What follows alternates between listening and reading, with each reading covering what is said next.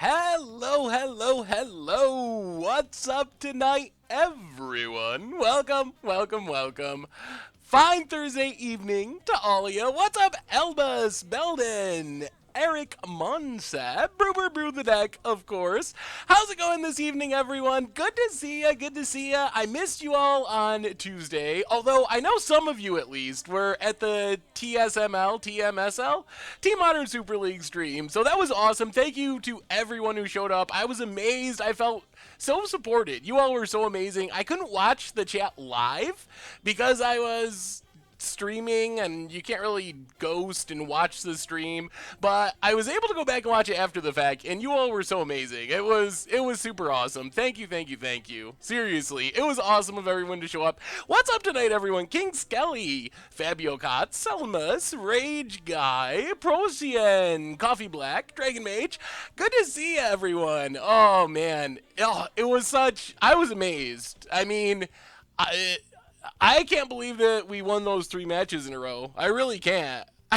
I'm still just like in shock that's what happened, that we were able to do that. Like, Corbin took down a win, Todd had some bad matchups, and I don't know. I mean, Sam Black, Matt Severa, they're really good players. So I was surprised. I was surprised that we did it. I felt overall on Team Modern Super League, I felt like I played better than normal. So I was happy with that. I was afraid that I was going to make some huge punts and ruin it for the team, but I think overall I feel like I actually played okay. There were definitely some things I could have done better, but overall I was pretty happy with how it turned out. Cold Shoulder, welcome to the Fishbowl for the 15th month in a row. Thank you for your subscription. Big scoops here for our new subscriber. Yeah, I was able to beat Tron, which is great. Tron is like my nemesis. Also, Burn is a deck I don't especially like, so beating those matchups, beating Bird was the most surprising. Like, I feel like the Lantern matchup is okay, even though it's really scary because Sam is so good. The Burn matchup was the one. When I knew they were sending up Burn, I was like, there's no way I'm winning this matchup. It is, we have a couple of sideboard cards, but that deck, Miracles against Bird, is traditionally really rough, so I was super stoked about that.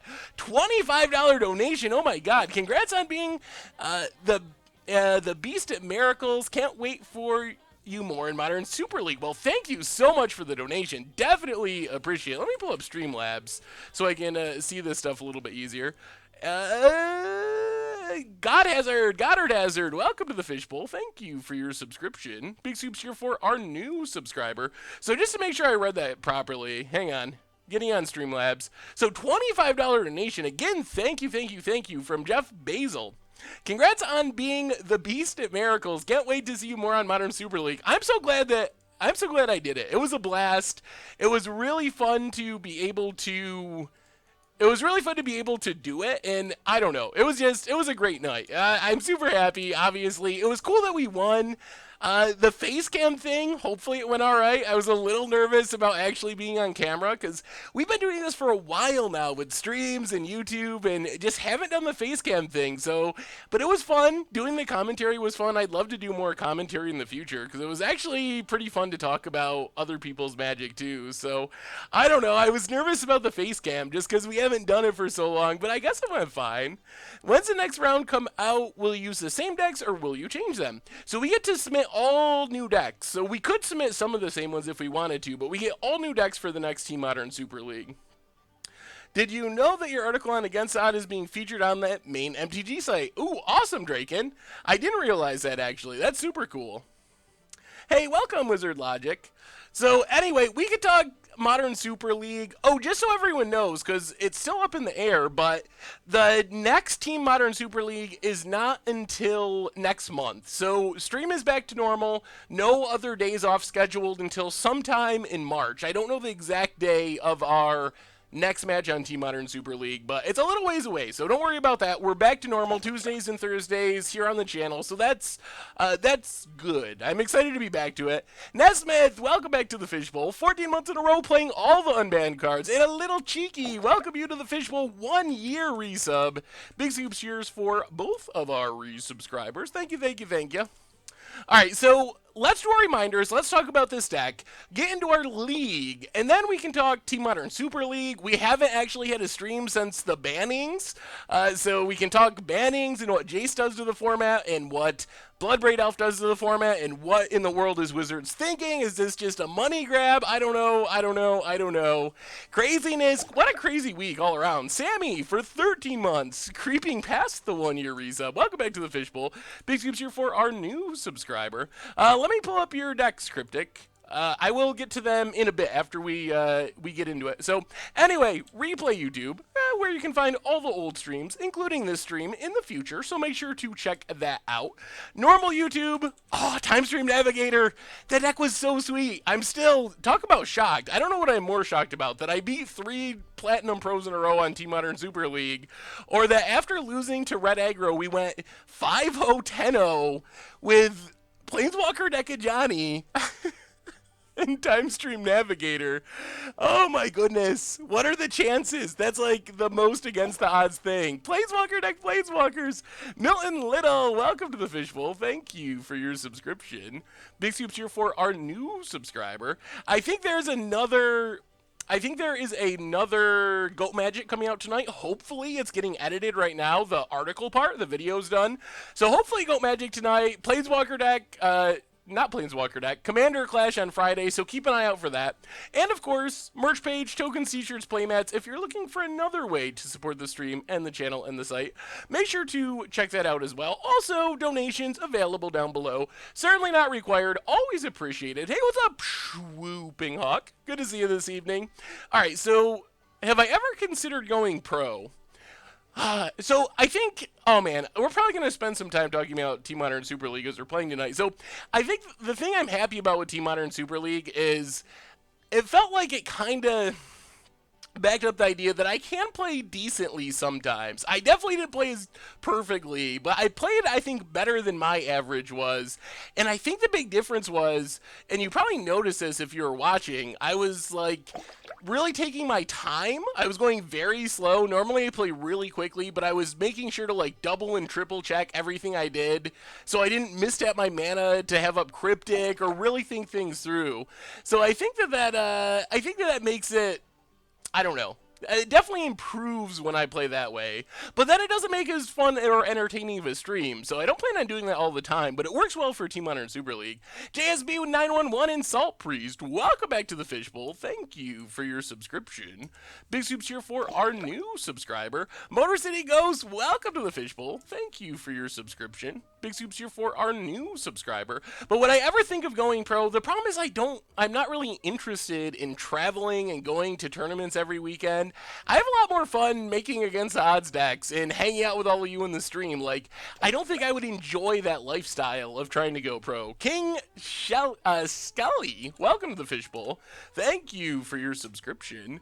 Big scoops here for our new subscriber. Goat Prison decks could be fun. That could be a cool one. I know Richard was talking, he wants to do a 93-94 or old school Magic, Goat Magic, which would be cool. Kind of another different format to explore. Alright, so let's talk about our deck tonight so we can get into our league, then we can talk about everything. Yeah, doing some more high EV Magic Online tournaments is a possibility. Maybe we'll do like some Mox events or something like that, online PTQs or something. That could be fun. Anyway, so let's talk about tonight's deck. So we are playing basically Jace and Bloodbraid. So people are like debating what Jace deck should I play, what Bloodbraid Elf deck should I play. Instead of choosing between the 2 unbanned cards, we're just playing all of them. So this deck is, I guess we're calling it Timur Moon. So it's pretty much a Blood Moon deck. And we're trying to also harness the power of Jace and Bloodbraid. So the main plan of the deck is we get our Mana Dorks, which accelerate us into our Jaces and our Bloodbraid Elves, which are our big payoffs, but they also get us to 3 mana on turn 2. So we have the nut draw of just turn 1 Mana Dork, turn 2 Blood Moon, then we can Tireless Tracker and Courser and Jace and Bloodbraid. We can also obviously Cascade into our Blood Moons and our other good 3-drops. Courser works really well with Jace because we can Brainstorm lands back to the top of our deck, so it's kind of like drawing 2 cards with the Brainstorm instead of just drawing 1. Tireless Tracker, more card advantage, good hit off our Bloodbraid Elf. You'll see we don't really have counter spells or anything. That's kind of the kind of the idea of the deck is to have all good hits from our Bloodbraid elf. So there's no remands or negates or anything in the main deck. We have a little bit of that stuff in the sideboard just for the combo matchups. Ancestral's a really cool trick with Bloodbraid and Jace. So we can obviously just suspend it on turn 1, which is fine, and draw a bunch of cards on turn 4. Once we get going, though, we can Jace, brainstorm our Ancestral back to the top of our deck, and then use Bloodbraid to cascade into it right away and not have to wait to draw the cards. So there's some nice synergy between Jace and Bloodbraid that isn't all that obvious at first glance. So Blood Moon seems really good. Everyone's playing these like Grixis Jace control decks is what I've been seeing mostly on Magic Online. Also Jund, and both of those decks are really soft to Blood Moon, so it seems like a good time for it. As far as Thundermaw Hellkite, this is mostly just a Jace sniper. Even if our opponent plays a Jace plus his Jace, Thundermaw just comes down and kills the Jace, so that's pretty much why it's in the deck. Otherwise, we have another donation. Goat Fiesta says, time to break Modern. Well, thank you, Goat Fiesta, for the donation. Definitely appreciate it, and I hope so. This deck looks really sweet. In the sideboard, we have kind of just some general sideboardy stuff. Engineered Explosives is our Wrath, basically. We can get an X3 or even X4 with our Mana Dorks to blow up Lantern Control stuff, small creatures from Affinity. Gravedigger's Cage is our Graveyard Hate. Kitchen Finks for aggro. Fulminator for Tron and whatnot. Thrawn is another Jace card to beat Jace's. Really good against Jace. Vidalian Click for combo and control matchups. Ooze is kind of life gain plus Graveyard Hate. Abrades, Ancient Grudges for removal. Negates mostly for combo and maybe control depending on the matchup, but that's basically what we're trying to do. Hopefully play Blood Moons on turn 2 or cascade into them with Bloodbraids. Take over the game with Jace, good value stuff. So it should be interesting to see how it works. We will see, we will see. Yeah, it's basically Temur unbanned cards. We're playing just all the unbanned cards possible. Keeper of the Grove, welcome to the Fishbowl. Thank you for your subscription. Big soups here for our new subscriber. All right, so let's jump into a tournament, and then, yeah, we can talk about everything. Jace, Bloodbraid, Super League, whatever y'all want to talk about. We got Murder, spoiled for Masters 25. Not the most exciting spoiler, but I mean, it's a fine removal spell. Alright, we'll do competitive. See if we can get our list published. More deck lists, that was other news that came out. Saveto and Elekana, welcome to the Fishbowl. Thank you for your subscription. Big soups here for our new subscriber. Jeskai Miracles, Timur Moon. Alright, that'll work. Jeskai Miracles. Ooh, you got a lot of miracles. You even got Bonfire and Temporal Mastery. That looks pretty sweet. Psychosmurf for the 16th month in a row. Welcome back to the Fishbowl. Thank you for your subscription. Big soups here for our new subscriber. Thank you for everyone mentioning the Super League. I'm still in shock by how well it went. I really am. ADAAWIP, welcome to the Fishbowl. Thank you for your subscription. Big soups here for our new subscriber. I want to hear your opinion on Madcap Moon since Jace is in the format. Do you think it's still playable? So I think the format's so weird. So Jace makes Madcap Moon better in theory, but Jace is also a really good answer to Platinum Empyrean off of Madcap Moon. So how do you weigh that out? I don't think we really know. We don't really know what the end result of that is. Like, does the fact that you get Jace to make your deck better outweigh the fact that your deck is kind of weak to Jace? My guess would be it gets a little bit worse because there's other decks that get Jace and don't really get hurt as much by opposing Jaces, so I don't know. It'll be interesting. I have no idea what to make of the format right now. I have absolutely no idea. Salmon Duke. That's a lot of letters mashed together. Welcome to the Fishbowl. Thank you for your subscription. Big soups here for our new subscriber. What was Todd said? That all the ATO decks help you as a player. Yeah, I mean, maybe that's true. I never really thought about it, but I guess it kind of makes sense that playing all these crazy things help you in some fringe way. Ooh, all right. No Mana Dorks. Our single Lumbering Falls. Ugh. Is this hand even good enough? I don't even know if this hand's good enough, honestly. So Jace Tribal probably be coming up soon. Definitely, now that Big Jace is unbanned, we probably got to try it. Hey, thank you, Bert Sloan. It's just not very explosive. I guess we can start playing little Tarmogoyfs. If we draw lands, we get to Bloodbraids. It's like fine. It's just not exciting. Alright, we'll keep it.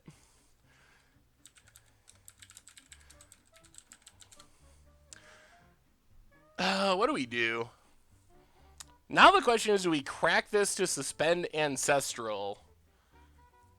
We'd have to shock out a untapped Steam Vents, I guess? Pretty painful. I missed a sub? Oh no. Oh no. What sub did I miss? Psycho Smurf. Psycho Smurf was... Oh! No, I got them all. I think I got them all. Unless I missed one a long time ago. Hopefully I didn't miss any. We're playing some Timur Moon. Alright, I guess we're going to suspend Ancestral.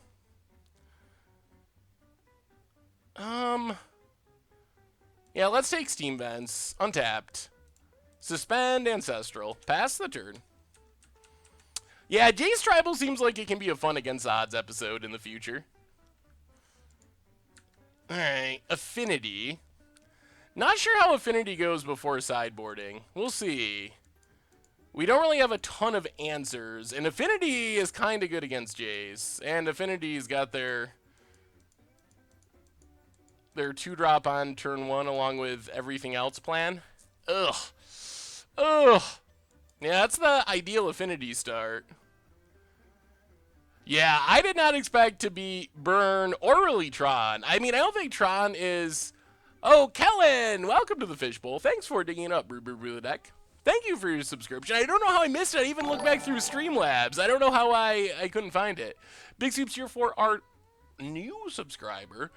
So if you missed... Oh, boy. If you missed Team Modern Super League, you can find it... You can find it on YouTube, on the Magic YouTube. Mark Gerber with the new donation. Maybe Streamlabs is acting weird tonight. Thanks for the content. Keeps me away from the wife so I have time to facecam with the girlfriend. Oh, well, glad I could help, Mark. Thank you for the donation, though. Definitely appreciate it. Big Scoops here. Big Scoops here for our new donation. You played those Sandblack matches super tight. Well done. Yeah, I think I played better than I usually do, so I was pretty happy about it. Signal pass for our opponent.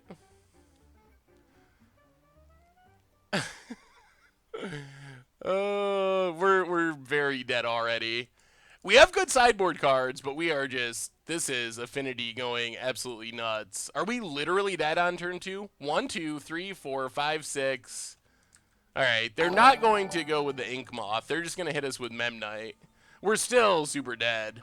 Slotted in Jace in my Esper Goryo list, and the flavor of running both Standard and Warping Jace deck is great. Call it Jace's Vengeance. Ooh, yeah, Jace is going to just get slotted into a ton of decks, I think. Sandstorm with the $250 donation. Hey, Seth, what is your favorite word? Mine is obfuscate, obfuscation.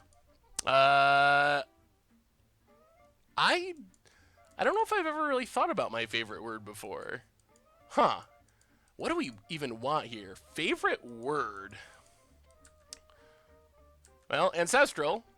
Oh, boy. Yeah, I think we're just strictly dead. I don't even know if we show our opponent any of our cards. I don't think there's any way... Like, we play a Goyf. They move Cranial Plating and hit us for $1 billion. This doesn't come down for 2 turns. I don't know if there's a way... $2.50 donation. I don't know if there's a way that, yeah, we can win from here. I think we're just going to go to the sideboard and bring in our anti-aggro stuff. Well, off to Scumble. I do like Scumble. That is on my favorite word list. Amulet. Yeah, words that I mispronounce. Those are the most fun. So you can see where Jace is bad. That's a good situation to see where it is. Question, Seth. Where so many people are hating on Jace since it's been unleashed in Modern, then what does Modern potentially need to keep him in check? I don't play enough Modern to know. So, man, this is a really big and complicated question, and there's a lot of speculation going on. Like, I don't think people know right now exactly how good Jace is going to be, so it's still kind of up in the air to some extent. However, I think the thing people are mostly concerned with is not so much that there aren't answers to Jace. There already are answers. There's Pithy Needle, there's Dreadbore. It's hard to imagine Wizards printing better answers, if that makes any sense, than what we already have in the format. Like, we already have really good answers. The question's going to be, like, does Jace warp the decks that are playable in the format? Like, does it make it so you have to play Jace and it's just Jace versus aggro? I think Thundermaw is better than Stormbreath right now because Thundermaw is really good at killing Jace. That's the main reason it's in our deck. So what people do, if they see red mana, mostly with Jace, they play Jace, they plus Jace, so they don't just trade Jace for Lightning Bolt. And then Stormbreath comes down, kills a bunch of Lingering Souls tokens, hits for 5, so it's like the perfect hasty Jace sniper, I think, is why it's in the deck. Yeah, Bloodbraid into Explosives is less than ideal. That's why Explosives is in the sideboard, but Explosives, I think it feels like a necessary evil because it helps against decks like we're playing now against Affinity. Also pretty helpful against, maybe we go something like this. This seems fine-ish. Also pretty helpful against, like Lantern Control style decks. This might be fine. Is Pyroblast too strong for Modern? It would be very good. I don't know if it would be too strong, but it would be very good. What's up, Twerks, for Subway? Razortooth MTG and Brutal MTG. Welcome you both to the Fishbowl. Thank you for your subscription. Big scoops here for our new subscriber. Oh, man, the one-land nut draw. Literal one-land nuts. Oh boy, so many subs. Thank you, everyone. Subs. Sadin, welcome to the Fishbowl. Thank you for your subscription. Big scoops here for our new subscriber. The problem is that blue might become too powerful for some decks to beat. Yeah, I mean, I think that's the big concern is that, for example, like, the format just devolves into really fast decks trying to beat Jace and Jace decks. And, like, reverses or limits the diversity of the format. Darksteel is still an artifact, but it would be a mountain also. Hey, thank you, Strato. Are we really going to keep this? Alright. We'll keep it. I mean, I guess Explosives on 1 might be a thing. We're still going to we need 1 land. If we draw a land next turn, we probably win. If we draw land in the next couple turns, we probably still win. Thank you, Roan. Been watching your stuff for Modern, been watching your stuff for more than a year now. You have the best content. Keep up the good work. Thank you so much. Yanman, welcome to the Fishbowl. Thank you for your subscription. The big 1-year resub. Big soups here for our new subscriber. Well, our opponent's going to 4, so I think this works in our favor. This means we might actually get this Ancestral off suspend. It's possible. We live long enough. Man, this hand is so good with just 1 land. With just 1 land, that's all we need. Ornithopter. Land, please. Come on, deck. Blood Moon. That's not a land. We'll pass. I guess maybe we should have suspended. MTG Cantrip, welcome to the Fishbowl. Thank you for your subscription. Big scoops here for our new subscriber. Alright, Ancestral suspended. Oh my god, the battle of the horrible draws. Opponent. Well, opponent's horrible draw is even more horrible than our draw. Okay, pass the turn. Elbas, welcome to the Fishbowl. Oh, magic. It's a beautiful game. Big scoops cheer for our new subscriber. Somehow our opponent managed to find a hand that is worse than our hand. Alright, we're going to bolt here because we just want to not discard as many cards to this Ancestral. If we don't draw some lands off this Ancestral... Ugh. Alright, Stomping Grounds, untapped. We drew a land, but we do get to play Noble Hierarch. Explosives on... I don't even know. Do we even play it? I guess we could just discard Ancient Grudge. I guess that's fine. Gornab, welcome to the Fishbowl. Thank you for your subscription. Big soups here for our new subscriber. Opponent. Man, are we going to just get flawless victory? Birds of Paradise. All right, so play birds. I mean, if we just play Jace on this board, I don't know how we lose. We can just Fate Seal lock our opponent. Goyf is huge. So, oh my god. Opponent's still discarding the hand size. We have our second Ancestral. Oh, poor opponent. This is about as bad as it gets. Well, we're going to make sure they never draw lands. Well, we learned something. When your opponent does not have any resources... Yeah, we'll put Darksteel Citadel to the bottom. Get in with the Tarmogoyf. We have so much stuff, I think we're just going to cast explosives on 0. I don't know what can go wrong here. We're just in such a great position. Our opponent mulliganed to 3, so I think that was their main problem. They just mulliganed. Yeah, we could have not attacked, but that's kind of, it feels a little bit mean to just rub it in. Oh. All right, well, that's how you beat Affinity with Jace. We learned something. Fate Sealing every turn seems pretty good when your opponent mulls to 3 and has 0 lands. Great work on Team Modern Super League. Super tight play. Thank you, Spotty Rhyme. Yeah, I guess I went pretty good-ish. I was excited. The Miracle deck, so you probably could guess, if you watch Team Modern Super League, we submitted 6 decks. You can probably guess who submitted what. So, but Miracles was one of the 2 decks that I submitted.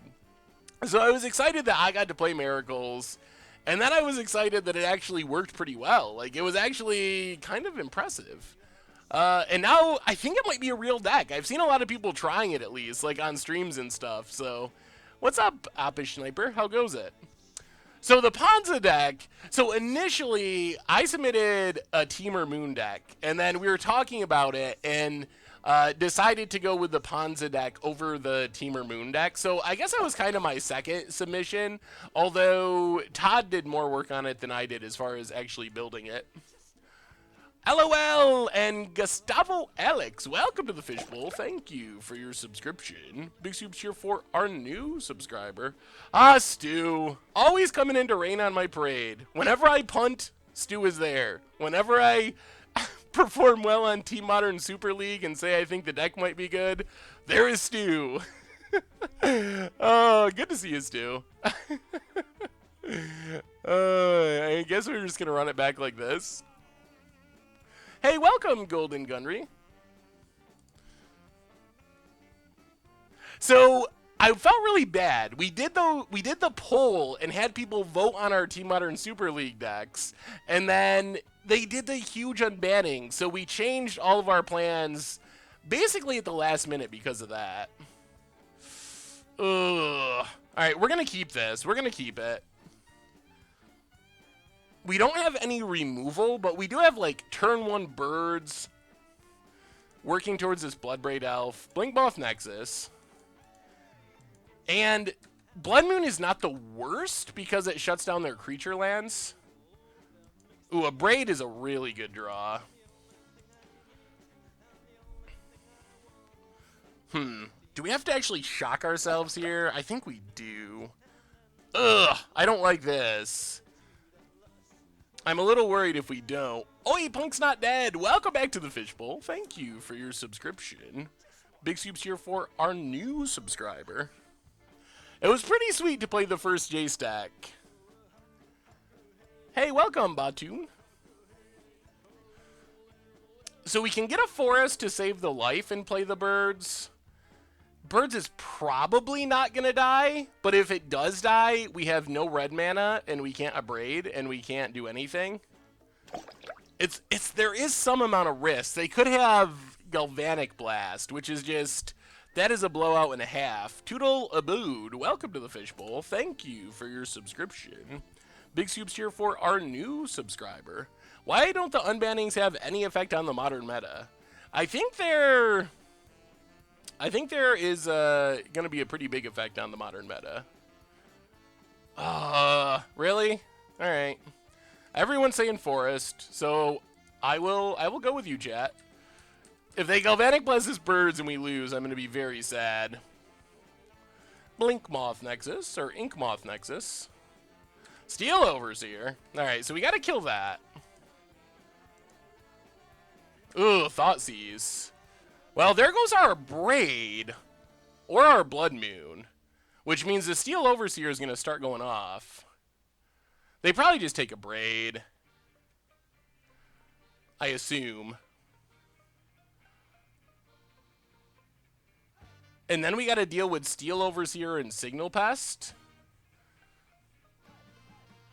I mean, maybe they take Blood Moon? I guess it's possible? Yeah, they take a Braid. Opponent passes.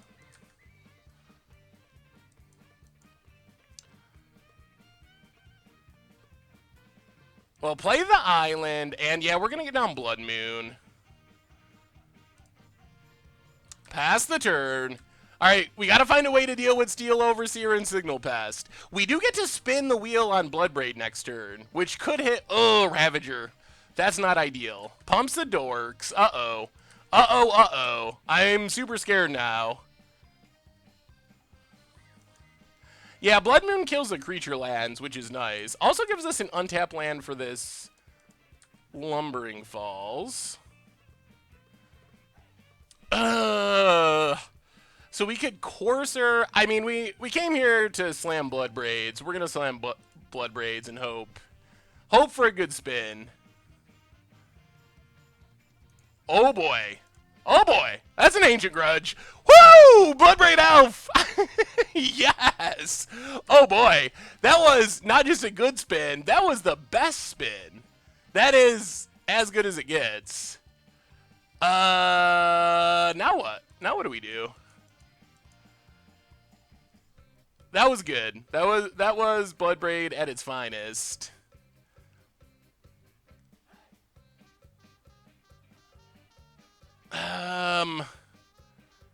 Yeah, I guess we stay on defense.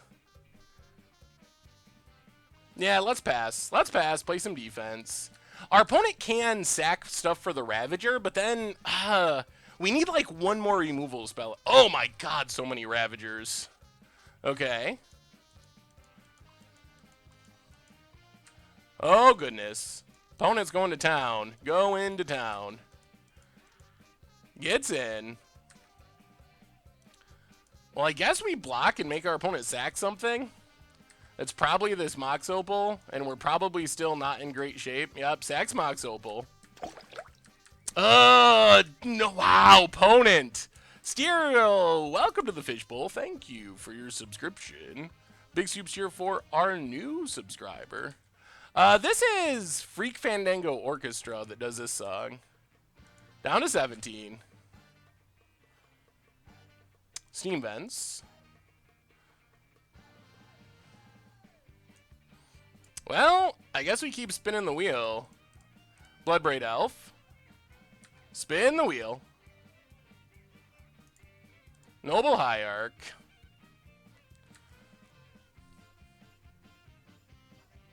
And pass the turn. Yeah, we'll pass. I don't know. I don't know about this. A Johnny from your Infinite Turn decks is now sold out everywhere. Planeswalker deck of Johnny. Who would have thought? Opponent swings with everything. Interesting. Well, we're going to block this Ravager. 5, 6, 7, 8. That's still a lot of damage.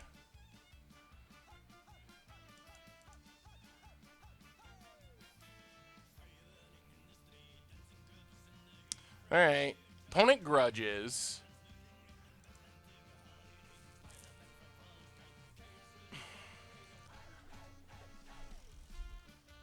What do we do? What is our best way out of this? We can flashback grudge. The question is, what do we hit? So, like, we can... The other Ravager is the problem. But if we kill it, it's going to put a ton of counters on a Vault Scourge, and we're going to run out of... Potentially run out of time. Finding a Jace to bounce it. If we get rid of Ravager, bouncing these with Jace is another out. Hey, thank you, Fido Dito. Yeah, what are we grudging, though? Wake up at 2 a.m., saw ATO, and immediately got out of bed to buy Planeswalker deck of Johnny's. You think just kill the Vault Scourge? Alright.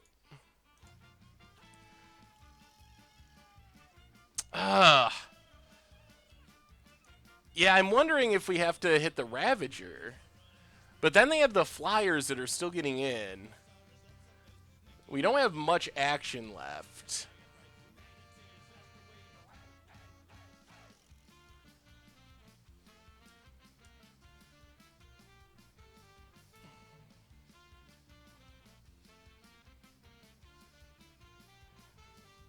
Alright. I guess Jace is still a pretty good out. So we'll kill the Vault Scourge.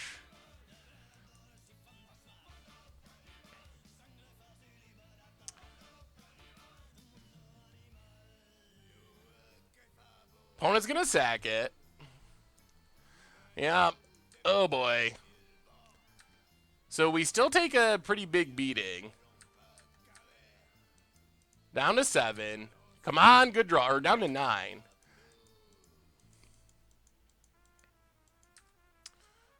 Plating.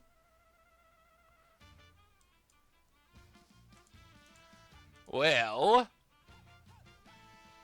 Play Courser.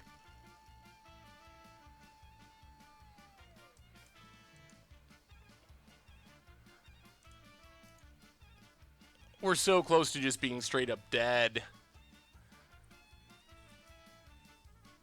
Suspend Ancestral. Go up to 10. Oh, we just have to, like, chump things from now until forever. We're not dead yet, but we're not in good shape. I mean, we have birds that we can chump block with, so we're not straight up dead, but we're pretty close. Dragonrith, welcome to the Fishbowl. Thank you for your subscription. Big soups here for our new subscriber.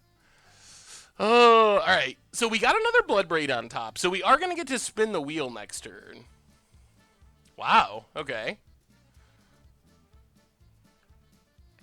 Well, I mean, this is basically it. We need to hit away to deal with this Signal Pest. Unfortunately, we have Bloodbraid on top, so we know we're not drawing Jace. So we need to hit in a Braid off this Cascade.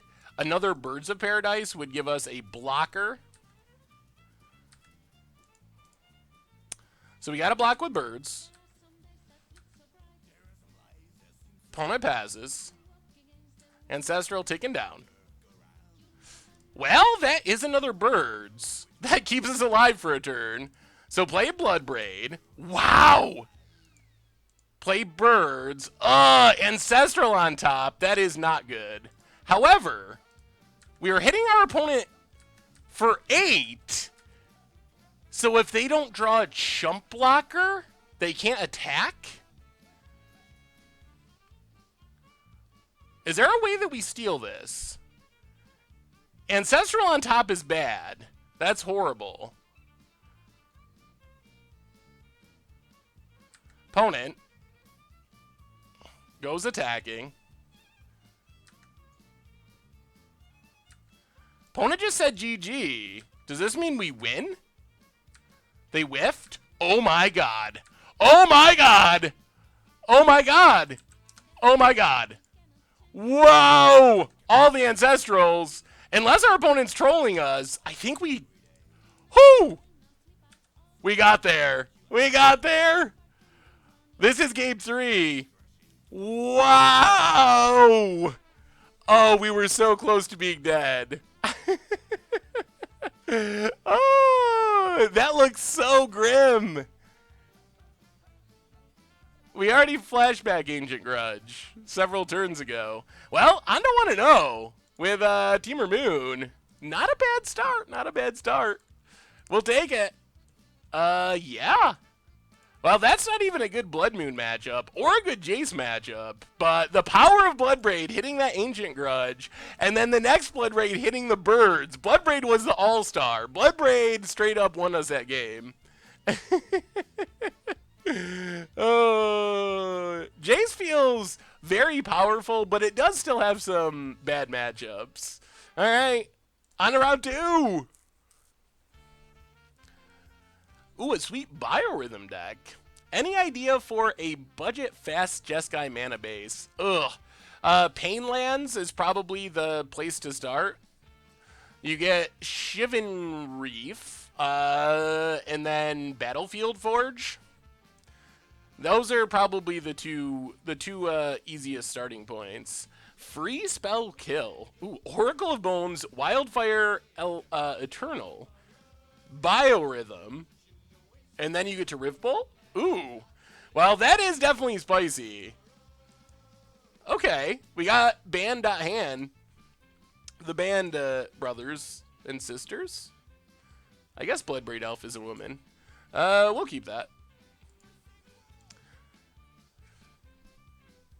Yeah, this hand looks pretty fun. Birds, hopefully something into our 4-drops. I tried out the Infinite Turn deck from today's ATO. Didn't particularly like Spring to Mind. Anything you would swap it for. I mean, you could definitely swap it for Gift of Paradise. Did we already have Gift of Paradise? I'm not sure. I mean, you could definitely change it up. I'm not sure what exactly you'd swap it for, though. Oh, boy. Well, come on. Hand improvement, please. Ugh. How many hollow... Oh, man. Opponent discarding... All right, no hollow ones. We get a Mana Dork again. So let's just Forest and Noble Hierarch. We're not that far away from Jacing. Red Hand Band, welcome to the Fishbowl. Thank you for your subscription. Big soups here for our new subscriber. Not sure about Jace in this matchup. We did discard 3 action spells, and we're returned 3 lands, which is pretty rough. Street Ray cycled. Blood gassed in the graveyard with Flame Wake. If they can go like Hollow One land, get back all their stuff, that's pretty bad. Land. Bloodghast. Bolt. Okay. Oh, we really wanted the cards they made us discard. Dak! Alright. Well, play Wooded Foothills past the turn. Look at all of our action in the graveyard. Yeah, it's good against some stuff. It is fine against Hollow One and some of that stuff. I think I'm kind of hoping our opponent plays another Burning Inquiry, because... Okay. Yes. Actually, let's fetch and response. Yeah, whatever. Alright. Improve our hand. Ooh, that was... There we go! Burning Inquiry fixed... It fixed the problem. This time we discard 3 lands and get 3 action spells. Improving. Things are improving. Opponent gets in with the Bloodghast. Sure. Stomping Grounds tapped. Alright, crack Wooded Foothills. Oh no. We don't have much blue mana left. That's a little scary.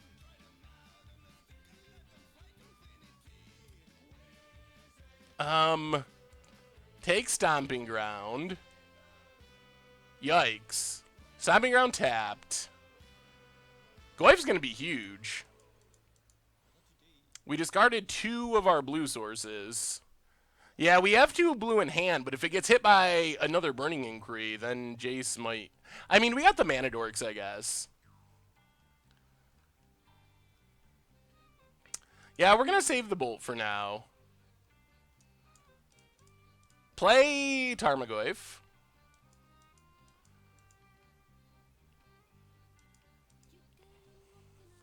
It's a little bigger than our opponent's stuff. Play Steam Fence? Actually, let's play Scalding. Well, I kind of want the fetch for Jace. Let's play Scalding Tarn, in case we need to bolt something. Pass the turn. Opponent. Looting. Opponent's not doing much this game somehow. So what do you, have any of you played Modern since the bannings? We haven't even talked about this because we had the Team Modern Super League stream. What did you think of the bannings? Like, thank you, Whooplum. What did you think of the bannings? Good bannings? Bad bannings? Surprising bannings? What is your take? And what has your experience been since you played it? Yeah, the Turbo Lands deck is fun. I think we're playing Turbo Lands for Much Brew. Alright, Grimag Angler coming down. Opponent. Can't get back Flame Wake. Well, Crack Scalding Tarn. Oh, we do have... Alright, we have basic islands. That's good. Get an island.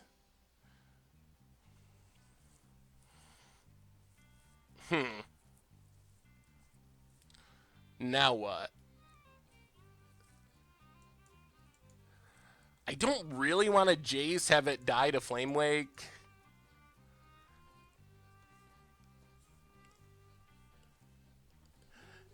Jace is a super cool card. Oh, man. Chat is busy tonight. I could hardly... 2,300 people! Oh my god, thank you, everyone! I'm pretty sure this is the most people we've ever had on a stream. Thank you, thank you. And, yeah... I'm used to reading the chat when there's like 1,500 people, but 2,300 people, that's a little more challenging. Yeah, I think we're best off leading on Tracker, because then next turn we can theoretically Jace Bolt. I don't think we can just play Jace yet.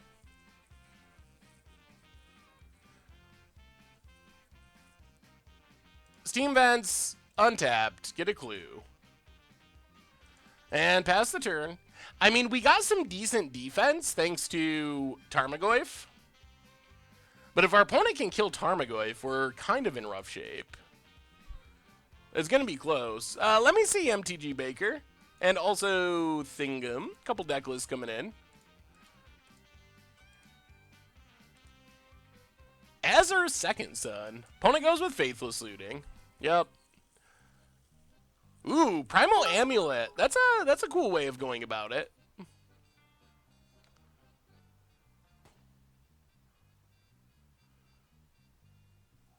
Opponent, Cyclone Street Wraith. Yup. Do they have their hollow ones with their 2 cards left in hand? Land, 1 card left in hand. Yeah, oh, more Blood Gas. It might be true that this makes it less likely that they have 2 Flame Wake Phoenixes? Oh my god. Ugh. That's bad. That's really bad. Opponents hit very well with their looting effects. Hey, thank you, young Corgi. Yeah, these looting effects have been super good for our opponent. Flame Wakes, attack. So I guess we got a Bolt of Flame Wake. Not super helpful. Down to 12. More Jaces. Does Jace even do it here? How do we not just die to Flame Wake Phoenixes? Hey, sure, let me take a look, Alex. Oh, the Sultai Eldrazi deck looks solid as well, by the way. So we Jace, and Jace dies, and we get no value. We can Jace Brainstorm, but then we die, and we get no value. Our Tireless Tracker can't block. We can spin the Bloodbraid wheel and hope we hit like a Courser. Or our Scavenging Ooze. Courser or Scavenging Ooze would be pretty good. The problem with bouncing Angler is it doesn't do much. Our opponent just delves away their jank, replays it, kills our Jace, hits us for 2. I think we might actually have to just spin the wheel on Bloodbraid and hope that we get lucky and hit our Scavenging Ooze. We unsummon it, but it comes back down with haste. So let's Bloodbraid, see what we hit. Scavenging Ooze is the best.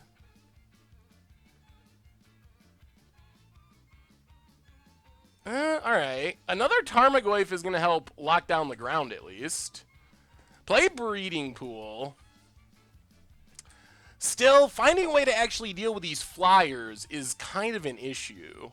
Actually, I guess we should be racing? That's how we win. Because these things can't block, these can't block. Yeah, so hit our opponent for 5. Yeah, I didn't realize our opponent was all the way down to 9. I think we actually just win the race now, most likely. Because their entire team can't block. So we just Jace, bounce, kill? Actually, could we have just killed our opponent there? I guess not. We were 1 damage short from killing our opponent if we played the Jace.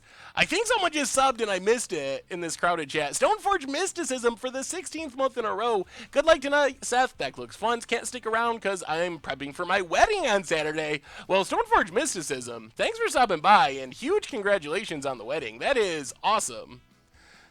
All right, another Bloodghast. That doesn't ruin our plans. Doesn't even have haste at the moment. Goes to combat. Yeah, I think we just win. Well, if we steal this, I'm pretty happy. Opponent attacks with everything.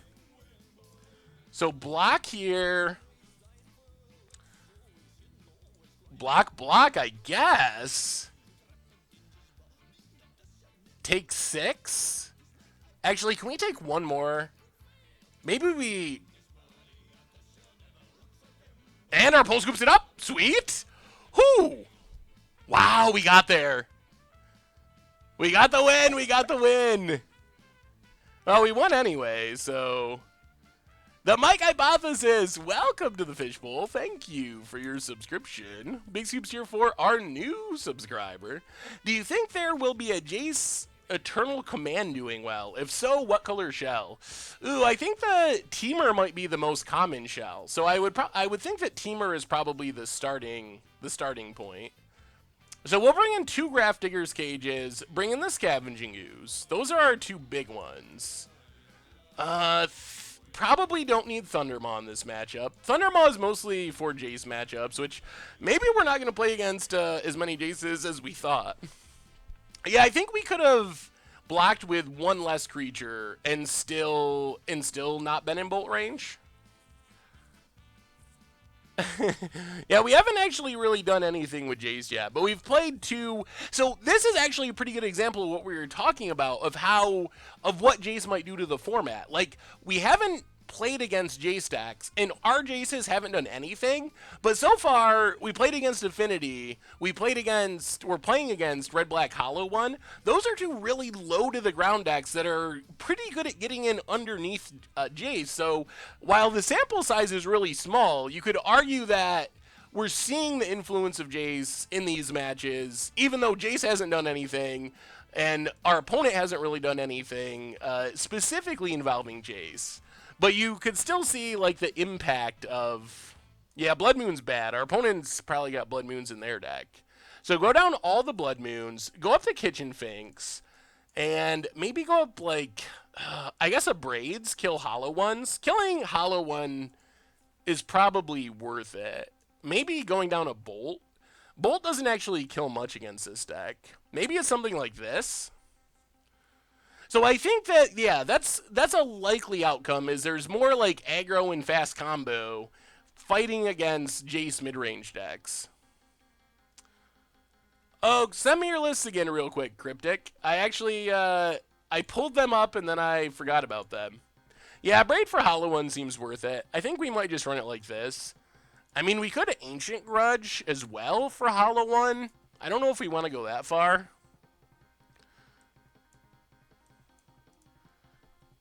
I mean, we could go down to Jace. Jace is actually okay in this matchup, though. Maybe a Tracker? Alright, yeah, let's go down a Bolt for Grudge. I like that. Let's run it like that. With 2 seconds on the clock, in at the buzzer. Let me see. Ahox. The Wrathbringer. Welcome to the Fishbowl. Thank you for your subscription. Big soups here for our new subscriber. Yeah, I don't know. Maybe this is the TMSL bump. I mean, y'all are always awesome, and we always have great viewership, but tonight, that's a lot more than normal. Timur Jace. Okay. Bouncing your own Battle Breveler could be pretty sweet. That's kind of a fun idea. I think seems like a pretty reasonable plan. I put together a band control list with Galta and Metalwork Colossus as finishers. Incredibly slow, but super fun. That does sound super fun. Yeah, we could trust that our opponent improves our hand, but we better mulligan. Alright, well, we got our Grafdigger's Cage, which is one of our best cards in this matchup. Lionheart, welcome to the Fishbowl. Thank you for your subscription. Big soups here for our new subscriber. Let me see Bring to Light. Naya Ramp Dinosaurs. Ooh. Okay. That actually looks like a pretty solid dinosaur shell. Scum God Trillionaire. Welcome to the Fishbowl. Thank you for your subscription. Big soups here for our new subscriber. Yeah, I guess everyone's probably expecting Jace and Bloodbraid. We were pretty obvious about it. Oh, let me take a peek, Cryptic. Opponent leads on Blackcleave Cliffs. The question is, can we birds?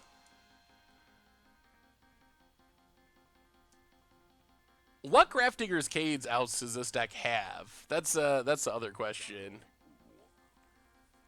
Insult Scred. Ooh. The Esper Unlife deck looks pretty spicy, Cryptic. I like Surdex. And Phyrexian Unlife Solemnity Lock, that's one of my favorites. And Tezzeret with the Rack, looking pretty sweet too. The Rack is definitely seems good against Lantern.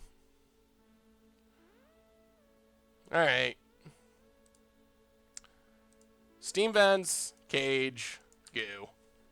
I guess that's fine. I guess it's safest to just Cage. Our opponent might have brought in Ancient Grudges. I don't know if they did. Goblin Lore. Angler, Brutality, Lore discarded. There's a hollow one. Please not two. Just one. Yeah, alright. One hollow one is fine. Scalding Tarn. Pass the turn. So we can abrade the hollow one. We are going to shock ourselves, then start playing Mana Dorks. You realize after your amazing plays on Tuesday, you're going to be a lot more calls for you to make an appearance at a GP or an SCG somewhere. Ah, yes. I guess at some point I'm just going to have to go and play somewhere. Opponent, getting in. Well, crack Scalding Tarn. Get a Breeding Pool. Untapped. Abrade hollow one. Problem one, solved. What do you think of the new MTGO deck release thing? So, good news, bad news. Good news is, are we going to shock ourselves again? How many times can we shock ourselves? Birds of Paradise. Yeah, I guess we do. Stomping Grounds, untapped. Noble Hierarch. This makes sure we can Bloodbraid next turn. Hopefully hitting Ancestral. Hitting Ancestral here would be so sweet.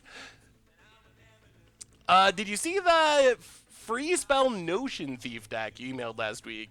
I don't think I've seen that one yet, Kachi. I have to, I still have deck lists I gotta look at some point. So I think it's probably still sitting there. I just have so many deck lists lately. Thank you, Stagic. So the deck list thing, good news is more deck lists. Super awesome. Bad news is... oh man, I closed the list, Cryptic. I didn't really look at the sideboard. Can you link it one more time? So the good news is more lists, which is good. Bad news is the lists are not spread out very well. I think I like the the trickle of decks each day. I think that's kind of nice. So I'm going to miss having some new decks each day instead of just having huge dumps a couple times a week. The other thing is I think it makes the data even more, or even less, I guess, reliable because of how they're picking the decks. They basically have no value as far as really deciding what's going on in the metagame because they're so selected and curated that it's really hard to make any sense out of what it means as far as the meta. So I think that means you need to depend more on paper meta for that. I mean, I still think they should just release all the lists or more of the lists. So that's still my preferred solution. But this is a step in the right direction, I think, slightly. Come on, something good off Bloodbraid. Alright. More cages. Get in with Bloodbraid. 4-4. So we have to beat a Flamewake Phoenix, and maybe some number of burn spells. Although, who knows how many burn spells they got in their deck. They do have Collective Brutalities, we know that. Not sure if you saw this earlier, if you consider doing some sort of PSA on the fact that you can use Theros boosters to enter flashbacks next week. Don't seem to be much recognition, current booster prices are low. EV of the draft is like +2 ticks. Ooh. I will have to at least tweet something about that, because I didn't realize that. That's pretty awesome. Theros is not a horrible limited format. Guile Storm. Ooh, getting your stuff intentionally countered. That's spicy. Alright, opponent goes full out Brutality. Well, it's a race. Getting rid of this Flame Wake would go a long way. I guess we can block with birds at some point. Opponent hits us. Opponent is out of cards, 100%, down to 5. Well, play Noble Hierarch. Can we win this race? Play Tarmogoyf. This is going to be close. Hit our opponent with Hierarch for 2. Down to 15. Tarmogoyf can hit for 7? Man. I don't know. This is going to be ridiculously close. The Scarab God Transformational Sideboard Plan. Oh, no. Really? Oh, that's the best draw in our opponent's deck. By a pretty significant margin. Does Kitchen Finks change things? We play Finks. Go up to 3. Are we going to end up... Oh, man. Oh, man. All right, we need our opponent to whiff for 1 turn. And we have exactly lethal with Goyf and Finks. 1 turn whiff and we win at 1 life. Oh, come on. Come on, whiff, whiff, whiff. Opponent goes attacking. Well, we birds block. That's all we can do. Down to 1. What did our opponent draw? Flame Blade. Come on, Jace. Jace for the win? Oh, no. Wow. That was ridiculously good running for our opponent. Whew. All right. Well, good running, good running. Not a whole lot else we can say about that. Oh. All right. So, sideboard-wise... Oh, that was brutal. Huh. Yeah, I mean, we stayed alive, but our opponent drew a chump blocker, so... Started watching your MTGO video, made an account, then I ported over my Abs and Revolt list I have on the paper site. The deck worked decently on paper, but I keep either getting no lands or only lands and don't know what to do. I am Originality, so what is your actual list? How many lands do you have in it? I was curious if you saw a modern deck I submitted ported Daggerburn. Oh, yeah. This is... Yeah. I think I saw this one today. You sent me the list earlier today? I thought I sent an email back to that one. It does look sweet. I don't think Click is necessarily what we want to be doing. I think we just run it back. We're on the play. We got the Graveyard Hate. That was so sad.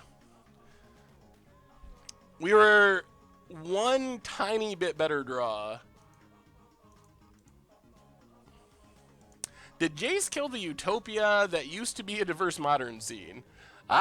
Possible. It's too early to really say for sure, but definitely seems like a possibility. Alright, well, we got turn 1 Cage.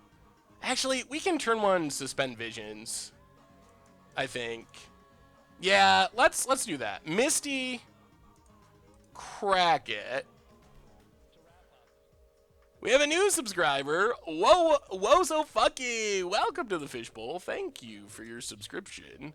Big soups here for our new subscriber. So get an island, suspend visions, pass the turn. Next turn, we can get down Grafdigger's Cage.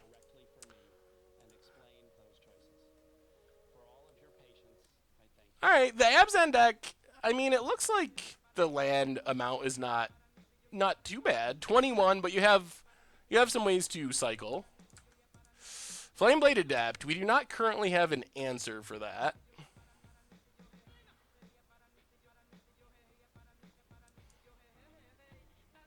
Well, play Breeding Pool, untapped. Play Grafdigger's Cage. Play Birds of Paradise. So my guess would be, Originality, that probably, this sounds weird, but probably you don't randomize your deck as well as Modo does. I think that's normally what happens, is when we shuffle in paper, we don't actually sometimes get our deck as random as random is. So I think that sometimes that's a little bit of a change when you go to Magic Online. Opponent's going to town with Flameblade, which we still do not have an answer for. And is very hard to block thanks to Menace. Alright, we take 1,000,000. Down to 12. Oh, man. Oh. This is the worst. Oh, we're going to lose. Wow. Well, the reason you play the Hollow One deck is because you're feeling lucky, and our opponent is feeling lucky today. All right, opponent. Play tracker. That's just game. Hey, welcome, Bailey Gaming. Good to have you. Yeah, there's no winning from here. Boggle's winning GP is cool. I don't think it's... I don't know. We'll see what it does going forward. I mean, I think it's cool that they won. I don't know. Wow.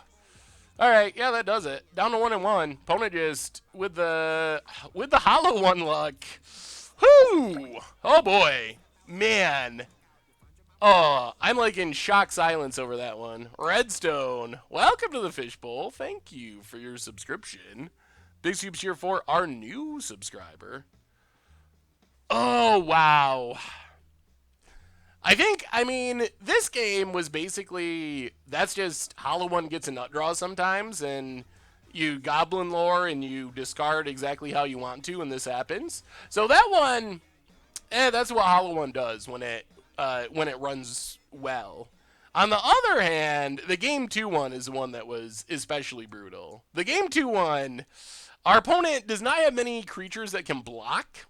They couldn't cast a Hollow One, so they had very few actual outs in Game 2, and they had to draw the second Phoenix off the top. So they had to go runner, and their number of outs were very slim. So that wasn't just typical Hollow One luck in that one.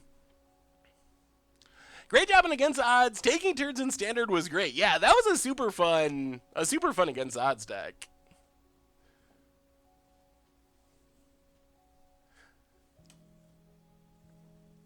This combo deck needs a name and a sideboard. Can you take a look?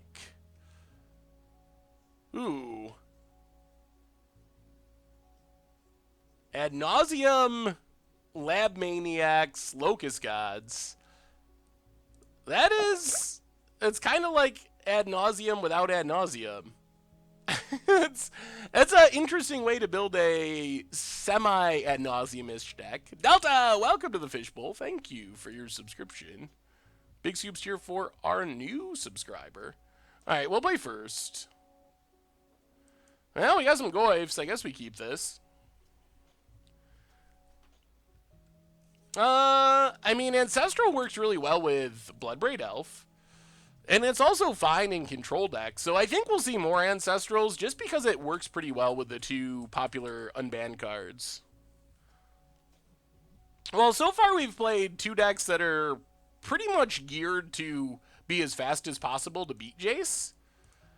And I think that's a bigger concern. It's not that Jace is too good in every matchup, but Jace potentially will do unhealthy things to the format, like push everyone to play turn 3 combo aggro to kill people before Jace comes down. Goyf is going to die to everything here. I mean, I guess everything's going to die here, so we might as well just Tarmogoyf, pass the turn. Hensiating Dream, welcome to the Fishbowl. Thank you for your subscription. Big soups here for our new subscriber. Let me see, Coder Chris. Cruel Wildfire. Ooh, that's a super spicy looking deck. Wildfire Eternal seems like a really good against the odds card. I don't know how competitive it is, but maybe it's more competitive than I'm giving it credit for. It seems like a deck that does really crazy things some percentage of the time, which makes it very against odds feeling. Alright, opponent plays a land, passes. Well, play Misty. Play...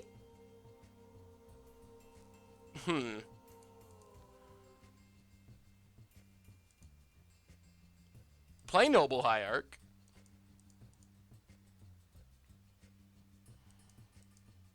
Crack Misty. I think we got to take Breeding Pool. Play Tarmogoyf. Pass the turn. To be fair to say, a deck like Red Black Power 1 is geared to beat Jace when it's already explosive, fast aggro, before it was unbanned. Same can be said about Affinity, Burn, Humans. Yes, that is very true. So I wasn't meaning that Red Black Hollow 1 was built specifically to beat Jace, but I think that it has potential. Hey, welcome, Skyclips. I think it pushes decks to... pushes people to play those decks more than our old format where, oh, you can play anything you want to. It might end up being, oh, you can play anything you want to as long as it's really fast to beat Jace or has Jace in it, which is I guess the concern. Hollow, thank you for the donation. Sorry about that. Look, man, it may be hollow, but I'm not completely cold. Want to get a coffee sometime? My treat. Definitely Hollow One. We can get a coffee sometime. Opponent just going to town on our hand. Man, I would love to... I'd love to just draw land here, I guess, for this Bloodbraid would be huge. Alright, that works. Misty, Craig Misty, thank you again for the donation. And Mike Man, welcome to the Fishbowl. Thank you for your subscription. Big soups here for our new subscriber. Well, let's go Bloodbraiding. We haven't done much Jacing, but... Tireless Tracker, okay. That's a good threat. I mean, our board is in a spot where our opponent playing a Jace is not going to be very good. Hit our opponent for 6. So, Bloodbraid there was just a 3-2 haste that came along with a Tireless Tracker. Mono White Reservoir, eh?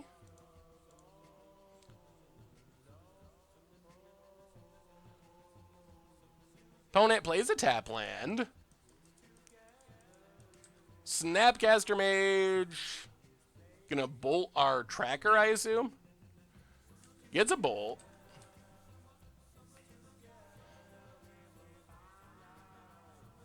We have not played a single Blood Moon this league. This is a matchup where Blood Moon is great. Just game over. Okay. Well, let's Bloodbraid into a Blood Moon for the win. Come on, deck. Okay. Ancestral is a pretty reasonable hit. Ugh. That was a pretty horrible Ancestral, though. Go attacking. Hit our opponent. You can see the power of the Bloodbraid Elf. Opponent gonna block a Bloodbraid, but take 7. And we will just pass. Save the land for potential discarding. If we had one more red source, we'd be pretty guaranteed to win with Double Bolt. But right now, if our opponent cracks a fetch, that makes it easier. We're in really good shape, though. This is coming from someone who religiously played black-green for years. Yeah, I think that mid-range decks get pushed out by Jace decks. Opponent cracks their fetch. They might end up regretting that. So this is the most common Jace deck that I've seen. It's just like Grixis control with Jaces in it. And it's fine, but I don't know if it's actually good. Saltai Reanimator for standard. Ooh, let me see, Jonathan. Yeah, Bloodbraid was insane that game. You could definitely see the power of Bloodbraid in that match. Why doesn't the bot work today? I don't know. Probably just Twitch things. We have a new donation, $2.01 from Jace the Mindseeker. +2, I put your short-term memory at the bottom of your brain. Well, Jace, thank you. Thank you for the donation. You probably, I don't know if slow mode is still on, but you can probably turn off slow mode at this point, I think, maybe. Give it a, oh, I think I can do it. We'll see how it goes without the slow mode. Alright, sideboarding in the Jace world. So we got the Thundermaw to kill Jace. Thrun is awesome, one of our best cards. Scavenging Ooze, also pretty good. Our deck is actually built in a way that it's naturally pretty good against Jace control decks. We got good threats. We have our own Jaces. We got Bloodbraids, Thundermaws to kill Jace. We got Blood Moons just to free win. So I feel like these are the matchups where our deck really shines. Ooh, let me see MTG Baker. Thank you again to everyone for hanging out. This is the biggest stream we've ever had. Definitely amazing of all of you. So if you're new, because some of you must be, because like I said, so many people. Oh, it's a Healy Sundial. That is a spicy brew. Tuesdays and Thursdays is our normal stream time. Tuesdays we stream at 7 Eastern. Probably going to be 6 Eastern here potentially in the future, but for now, 7 Eastern, and then 6 Eastern on Thursdays. What are we taking out to make this stuff fit? I think we go down a bolt, and maybe like 1 courser? Oh, actually, never mind. Let's try it like that.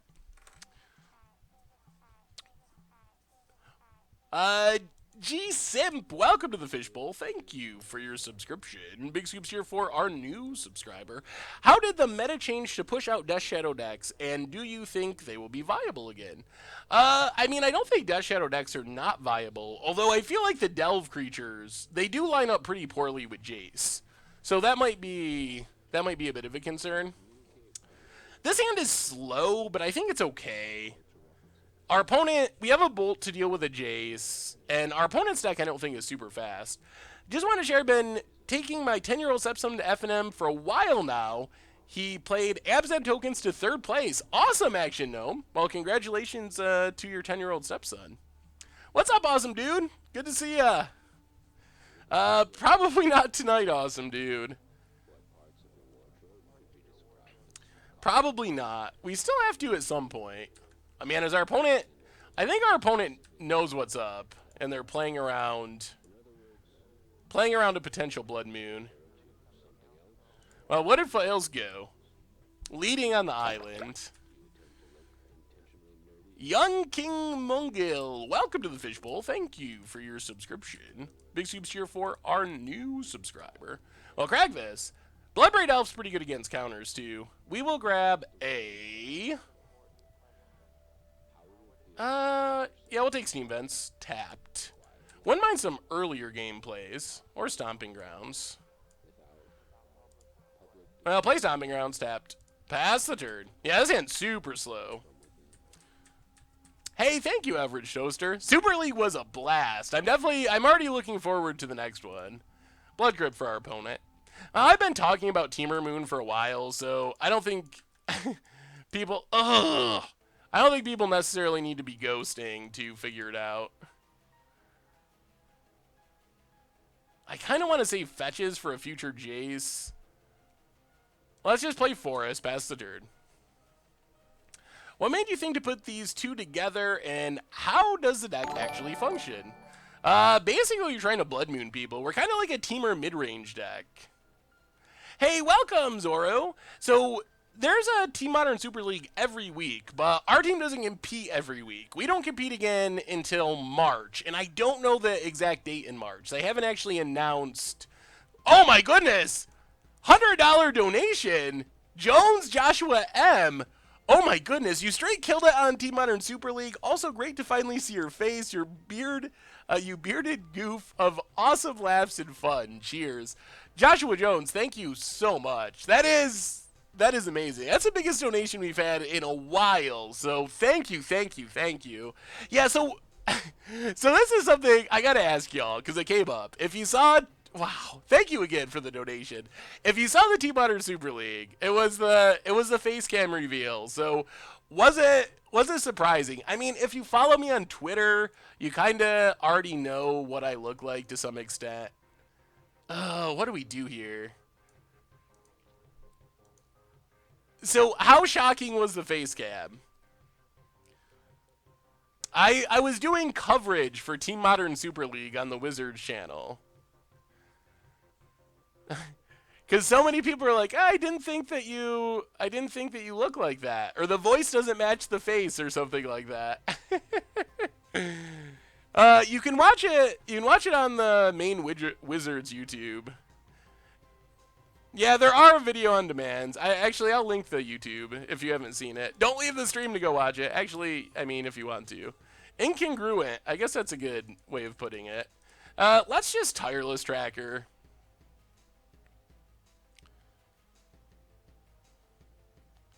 See if this draws out a counter. Ooh, Wooded Foothills. Get a clue. Well, that's a big swing. That's a big swing in our favor.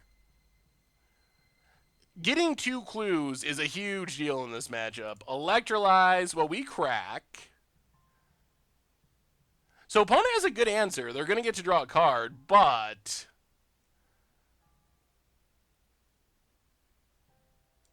we get 2 clues, and drawing 2 is a big deal.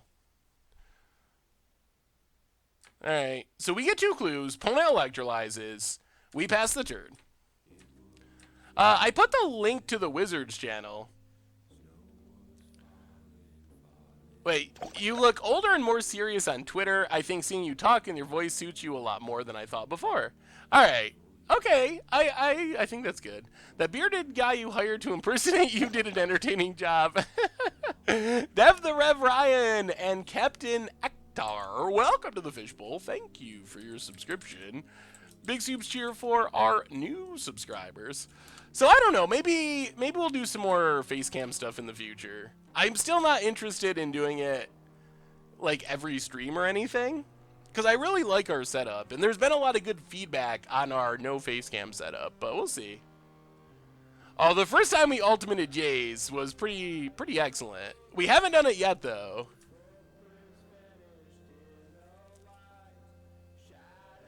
Yeah, there's a lot of expense in this deck. That is very true.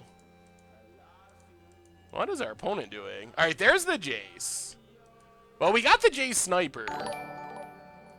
Opponent's going to tick up the Jace. This is... you wondered why Thundermaw was in the deck. This is it. You are seeing exactly why Thundermaw Hellkite is in the deck. This is it. This is it. This is it. This is 100% it.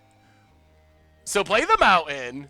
And, oh, Thundery, gonna teach Jace a lesson or two. Oh, I'm so glad this worked out, because this is exactly why we're playing Thundermaw. Can't be Fatal Push, can't be Lightning Bolted. Comes down with Haste, goes through Lingering Souls tokens. Jace just plus to avoid the Lightning Bolt, and it does not matter. Opponent, no value out of Jace. We still got a hasty 5/5 flyer left over. That's why Thunderball is super sweet. And if you think about this, people were asking Stormbreath Dragon, this is why it's better than Stormbreath Dragon, is like exactly this scenario, which is going to be common in Modern. We have another donation from Sevento, $2. What about Stu's playmat? I still owe Stu the playmat. Thank you so much for the donation. Maybe I'll scrape together the donation money and use it to get Stu a playmat. Armo, welcome to the Fishbowl. Thank you for your subscription. Big soup cheer for our new subscriber. What do you think about Jace? What do you think about Jace in particular effects in Modern format? And if it is bad, do you think it will be rebanned? I think there's definitely a possibility that Jace will be rebanned in the future. Huh. Well, I mean, I guess we just spin the wheel. What do we leave untapped? Yeah, let's just Bloodbraid. See what we hit. Oh, Thundermaw was so great. Oh! Okay. Well, I wish we had played in Crack to Fetch. I didn't play in Crack to Fetch because I was thinking of Tireless Tracker. But now we leave ourselves without blue mana because we didn't. It's probably going to just force a counterspell anyway. Was trying to play around the Misty, but untapped. Opponent's probably just going to Cryptic, I guess. I don't think they can let it resolve. I don't think they can win if they let it resolve. And we can. We will draw basics eventually. I don't know if that's a punt or if it just didn't work out the way we hoped. Opponent's going to counter it by the looks. Blood Moon. I mean, you're seeing exactly what our deck is trying to do. Blood Mooning off Bloodbraid Elf, Thunder Mawing to kill Jace's. Hit our opponent. Play Misty. And I don't think... actually, I guess we should. I was wondering if we should overextend. We could not. We could just crack a clue. Goyf gives us 2 lethal threats, though. Alright. Yeah, let's crack a clue. We're not going to Goyf. We'll just crack a clue. I think that's better. It was a punt. You should have played the land and left it uncracked. So if you hit the moon, you could have cracked it with moon on the stack. Yeah, that would have been a nice middle line play. So maybe that's a punt. I guess it could be considered a punt. Oh man, Thundermaw. Jason Mind Sculptor better than all, but Thundermaw better than Jason Mind Sculptor.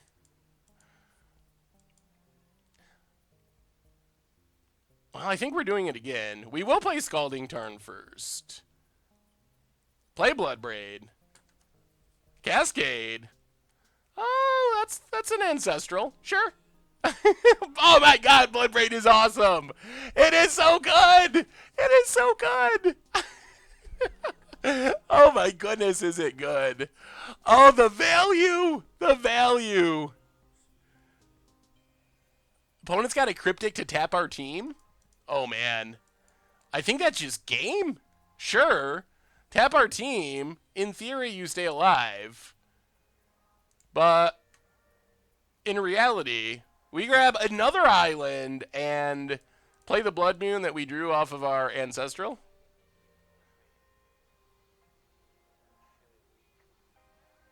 This cuts off Damnation isn't out. We just absolutely destroyed our opponent's Grixis control deck. Absolutely destroyed. It was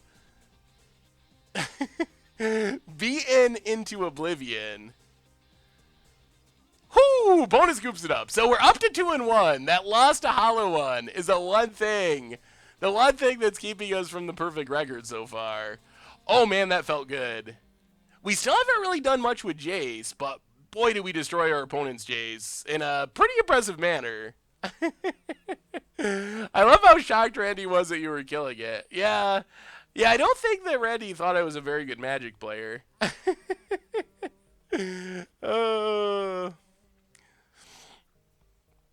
I mean, we put it on slow mode if we need to.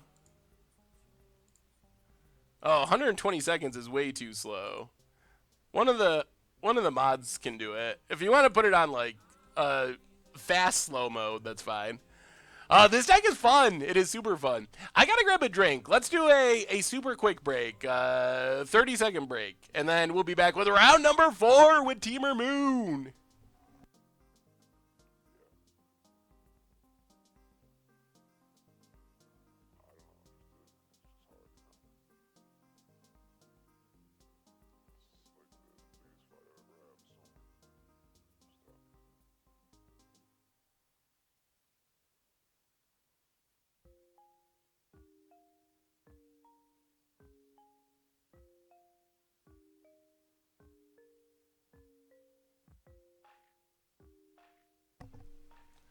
And we're back, ready for round number 4. We're doing it. We're doing it. Wow, insta-match. That's sweet.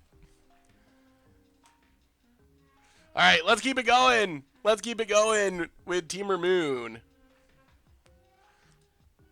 All right. This hand's pretty sweet. Potentially a fast Jace.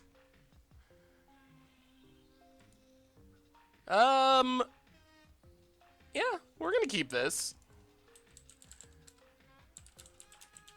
Any thoughts on Keranos in the side? Seems like great value and weird threat with Jace. I think it could be good. I've seen some Jace decks playing it, so I think it could work. Yeah, let's just Noble Hierarch. Probably gonna die to something. Is our opponent playing Burn? What is our opponent playing? Basic. Oh, is it Hollow One again? Ugly Land, Hollow One. B3 TM for the 5th month in a row. Welcome back to the Fishbowl. Thank you for your subscription. Big soups here for our new subscriber.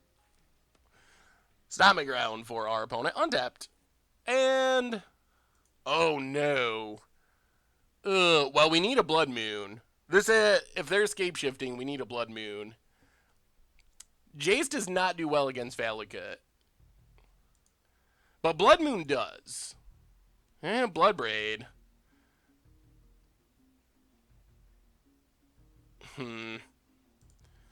Yeah, Breeding Pool. Play Tarmogoyf. Come on, Blood Moon! Blood Moon, please! Before we're dead. Urkenlet, welcome to the Fishbowl. Thank you for your subscription. Big scoops here for our new subscriber. Relic of Progenitus. Alright. That's not super scary. I mean, I guess it's maybe going to kill our Goyf. If our opponent has a Bolt. Alright. Yeah, that works. And the land. Well, opponent's down to 2 cards. Come on, Blood Moon. We need a Blood Moon. Choosy for the 7th month in a row. Of course I'll be your Valentine, Choosy. I'll play Wooded Foils. Play Tarmogoyf. We're not finding Blood Moons. Hopefully we at least draw a land so we can Bloodbraid and hopefully hit a Blood Moon. Coleman, welcome to the Fishbowl. Thank you for your subscription. Big soups here for our new subscriber, Dr. Winterbottom, Noobs vs. Magic. Thank you so much. So many subs. Thank you, thank you, thank you. Welcome you all to the Fishbowl. Big soups here for every one of you. Yeah, we need a Blood Moon. Opponent cracks. They're probably going to cash in their Relic, I assume.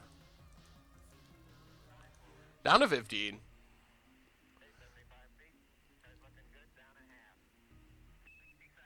Bolt. Yeah, we can't really stop this. Bolt and then crack Relic. Yep. Well, they've killed 2 of our... Ugh. Alright, I don't know. I don't like the Giants or the Jets. I like the Bills. Bone it. Search for Tomorrows. Ramping towards the kill. Farseek. So, Primeval Titan mana next turn. We really need Blood Moon. Desperately. Opponent. Passing.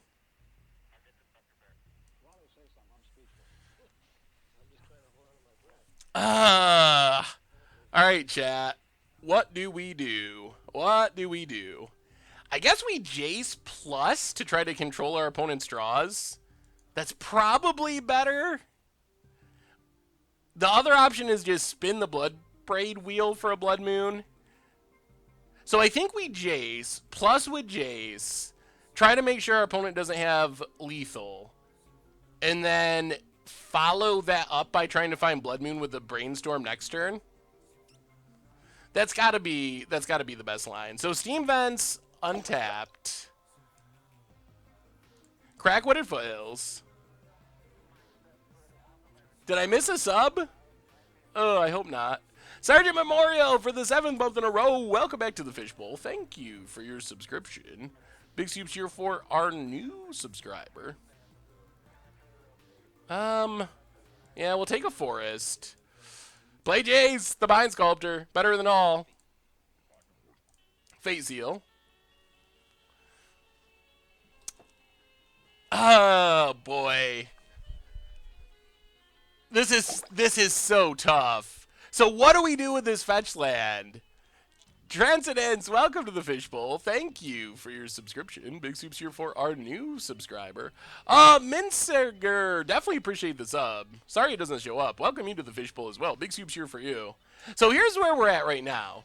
If our opponent's on the Primeval Titan plan, well, I guess Primeval Titan, the fetch land is good too. If they have Scapeshift in hand, the fetch land is lethal. But we could also be drawing them. They could have a land in hand, and they could be drawing. We could be drawing them into their lethal Scapeshift. It's really. I don't even know. I guess odds of them having a land in hand are higher.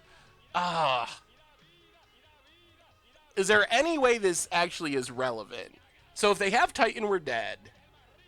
Well, not dead, but mostly dead. And giving them the land would be helpful for them. If they have Scapeshift, giving them the land kills us.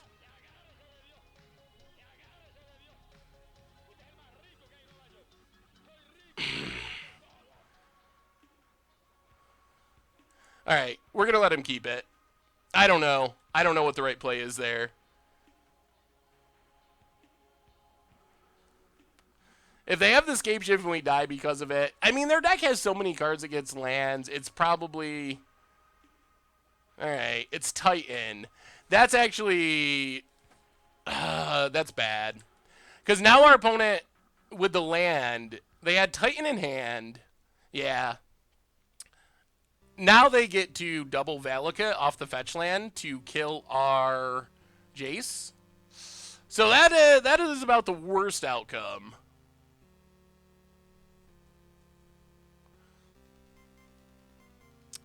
Leaving the land in hand is potentially helpful for the Primeval Titan too, though. I mean, Jace wasn't dead. So if our opponent just played Primeval Titan and they drew like a Farseek or something, then at least we'd be able to brainstorm with Jace for a Blood Moon. As it sits now, we don't have that option. We can see what we would draw, which is something. Zach3, welcome to the Fishbowl. Thank you for your subscription. Big soups here for our new subscriber. So we'll run out our Bloodbraid Elf. Gotta hit Blood Moon or we're dead. It's an Ooze. Ooze was the very top card. Yeah, and that's game. So let's draw and see what would have happened, just out of curiosity. So if we had Brainstorm with Jace, we would have hit... We would have gotten 3 more cards. Alright. I guess they would not have actually helped us anyway. Alright. Well, we were dead no matter what. Yeah, Blood Moon was really our only hit there. Ugh. This is not a matchup that I'm really happy about. This is a rough one. This is a rough one. So we can bring in our Vendilion Click. We can bring in our Fulminator Mage, I guess. And probably negates. We don't really have a good way of dealing with Primeval Titan. I guess that's one of the upsides of playing Primeval Titan, is it's hard to deal with. So, with Wizards possibly crash grabbing, do you think they'll make Dominaria extremely strong for Regent Standard set to improve sales? I don't know. and Shabash, welcome to the Fishbowl. Thank you for your subscription. Big soups here for our new subscriber. Yeah, we do have 3 different Blood Moons. This one was a donation, so I feel bad if we don't play the donation Blood Moon. And then just a kind of a mismatch of Modern Masters. So I mean, I think Dominaria Wizards has to make pretty strong because it's Dominaria. Grafdigger's Cage doesn't actually do anything. It doesn't really stop Scape Shift because it only stops creatures. So it does pretty much literal nothing. I guess we just go down some bolts. We're probably not going to beat Titan easily anyway. And double bolt is not a super legitimate plan for beating Titan. So I guess we try it something like this. Bolt out for something. Yeah, I don't know what that something would be. I mean, I guess we can leave, like, Finks or Thundermaw, just random. I'm not getting notifications. That's possible. Sometimes Twitch is really bad with notifications. What notifications am I not getting? Ooh, I see a sub from Sergeant Memorial that was potentially missed. Alright, well, we'll keep Thundermaw. Sure. Twitch is sometimes a little finicky with notifications. I think we're overloading it. I don't know if I missed anything, though. Opponent's playing Titan Shift. So this one's just all about the Blood Moon. Jeez, this hand. What do we do? Well, there's not much hard removal in in Temur. I think we're gonna ship this. I don't think just playing Goyfs is fast enough, and we don't have lands to get to our 4-drops.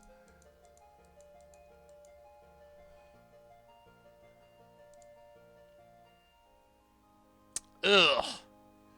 This hand is sweet, but we're missing green mana somehow. These are the... We need a fetch land, not our 2 basic lands. Ugh. We're doing good, but this hand is not doing good. This is bad news. So we do get to scry. I mean, it means we're definitely not playing Hierarch on time. Going to 5 is pretty bad.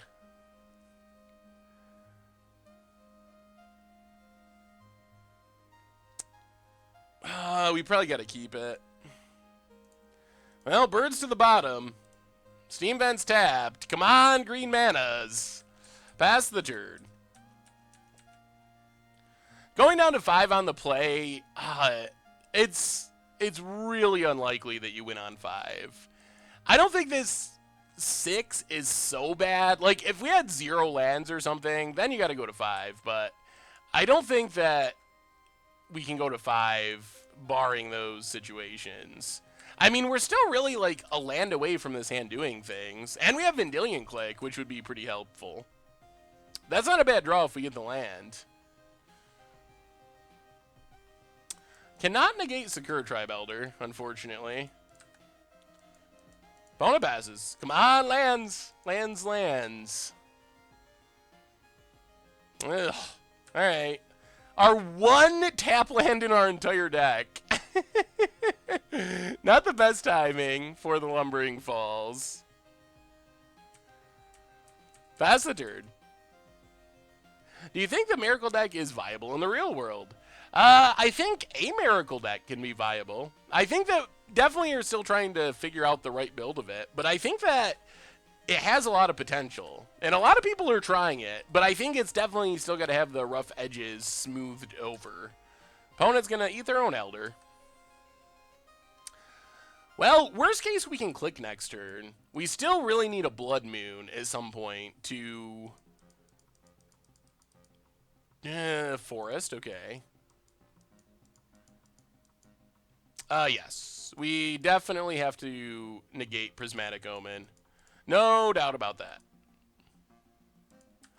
Yeah, there goes our negate. So I think a land is still our best draw, or Blood Moon. All right, there's a land. So play the island.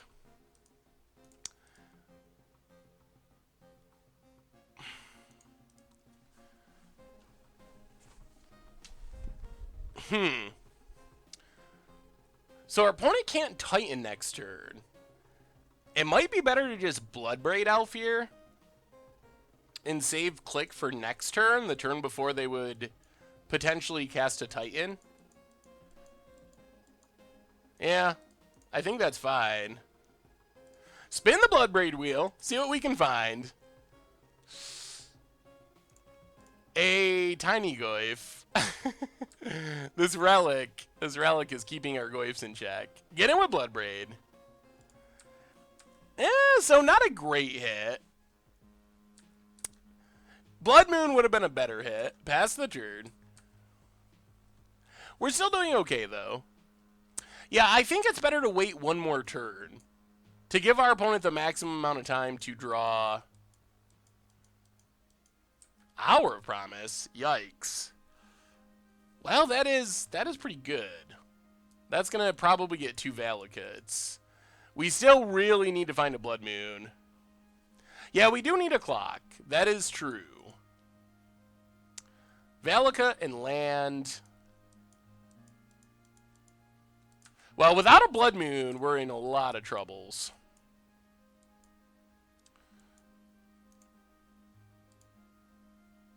Well, play Noble Hierarch.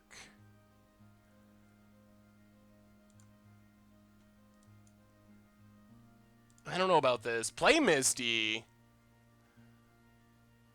Attack for 6. Crack Misty. I guess it doesn't really help. It just forces this activation. Hit our opponent. Ooh, alright. We got a free point of damage? No, we didn't. Almost. Almost free damage. Yeah, now we just got to draw step click and hope for the best. The problem is with 5 Mountains Valakut, oh, so many cards in their deck are good. This matchup, we just really need Blood Moon. That is the card that gives us a chance. Well, flash in the click. See what our opponent's got. Cutting birds for Serum Visions. I mean, you could. I think that playing... We got to take Primeval Titan. I think that playing turn 2 Blood Moon is so good that it makes me want to play Mana Dorks. I think that's, like, the upside of it. There's Farseek. Yep.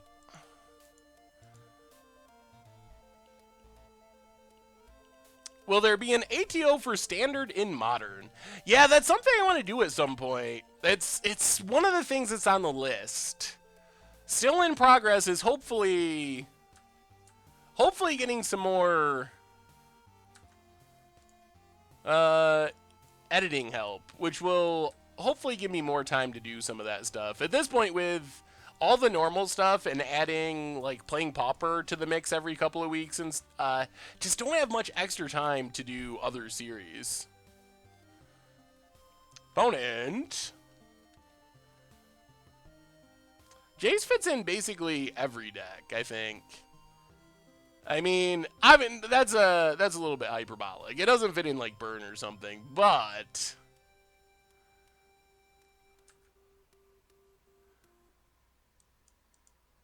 so opponent passes.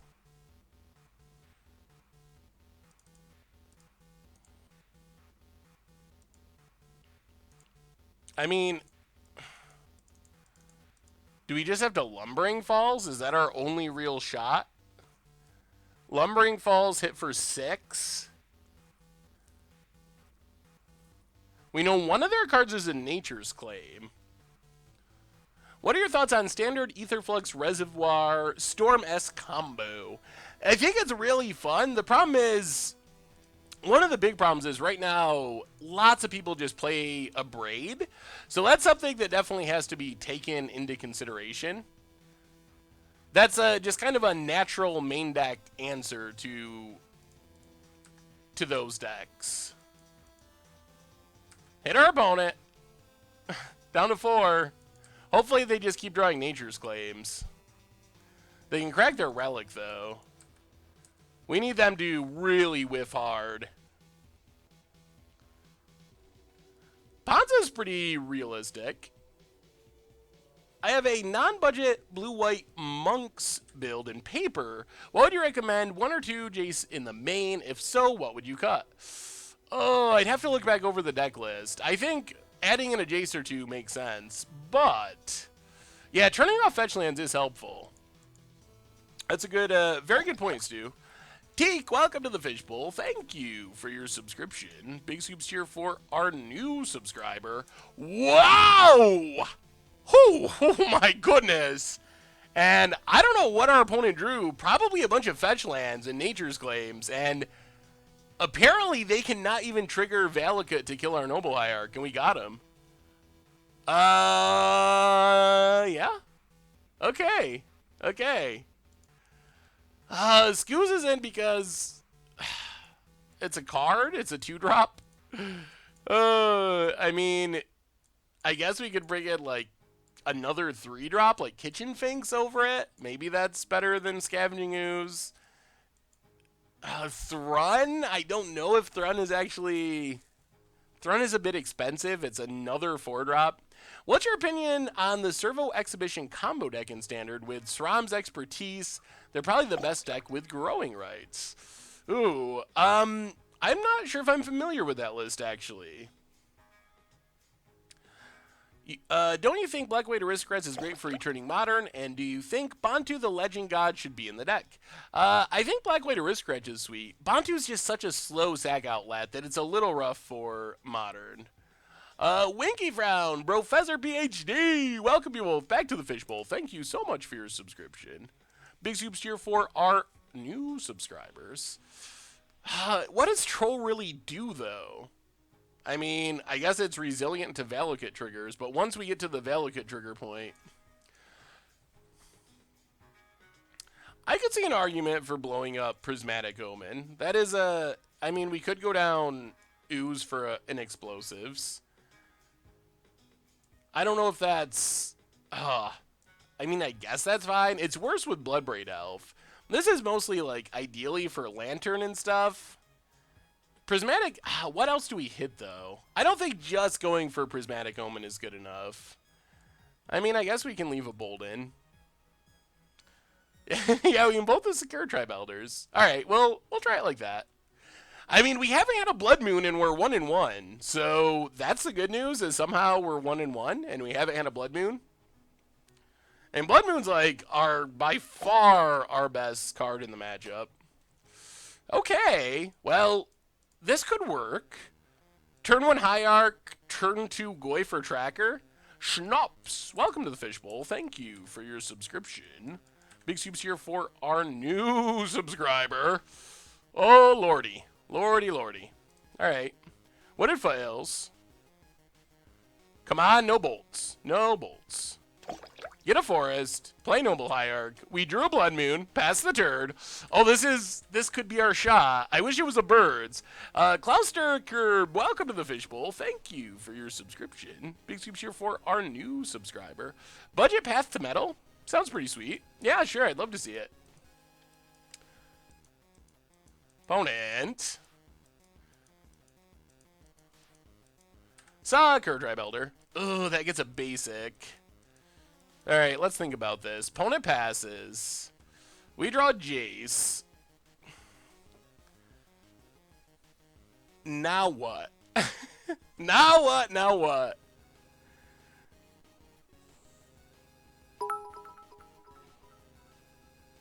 Hey, thank you for the cheer.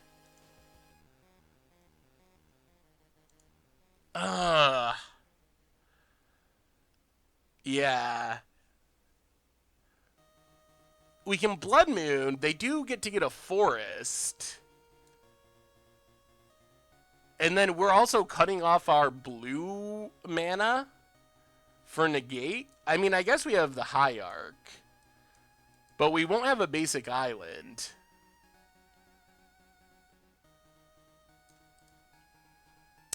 I was hoping they wouldn't have Sakura Tribe Elder, basically. Yeah, it cuts off our Jace mana. But I guess we still do it. Yeah, we have to get a mountain, basically, to do it.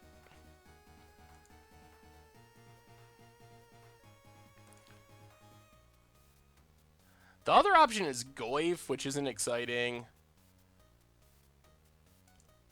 Yeah, I think we're still going to do it. Play Blood Moon, pass the turn. We can't get an island in Moon, because if we had Birds of Paradise, we could have gotten an island. But because this is Noble Hierarch, we can't actually get an island there. Ooh, opponent's got Tracker. Ugh, okay. That's not good. Plays a mountain, of course. Oh, boy. Yeah, that's super bad for us. And because... I don't know how that happened, but I think we lose now, pretty clearly.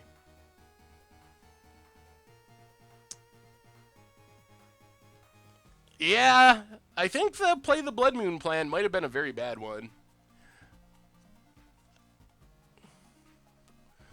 Our opponent didn't bolt earlier, so it felt like they didn't have one, but now that they bolted, unlikely that we ever really cast our important stuff.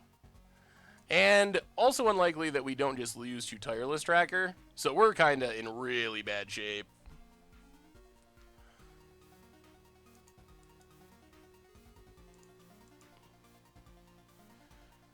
Ooh, red-white keywords. Very budget-friendly. I like that. It looks like a fun aggro deck. Yeah, opponents hitting their land drops, as Tireless Tracker does.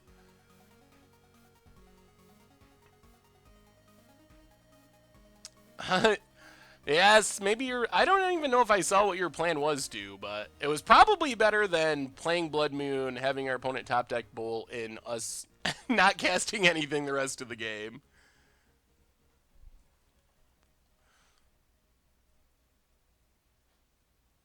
Yeah, I don't know. I mean, we could have just played a Goyf, I guess.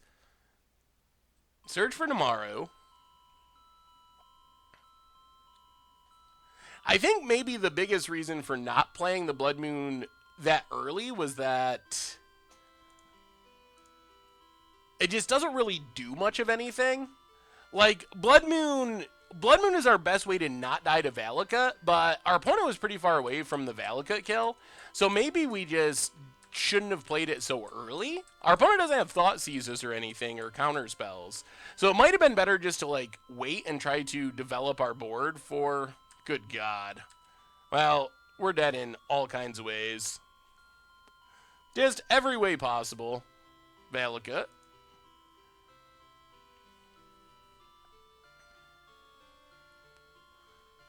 And that's a Titan, and that's a game. Yikes! Well, that was absolutely brutal. Brutal. Well, I guess the good news is, with our opponent's hand, it didn't really matter how we played it.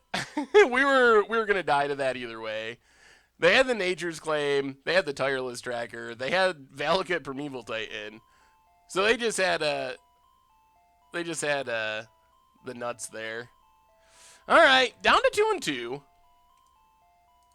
Well, one more round.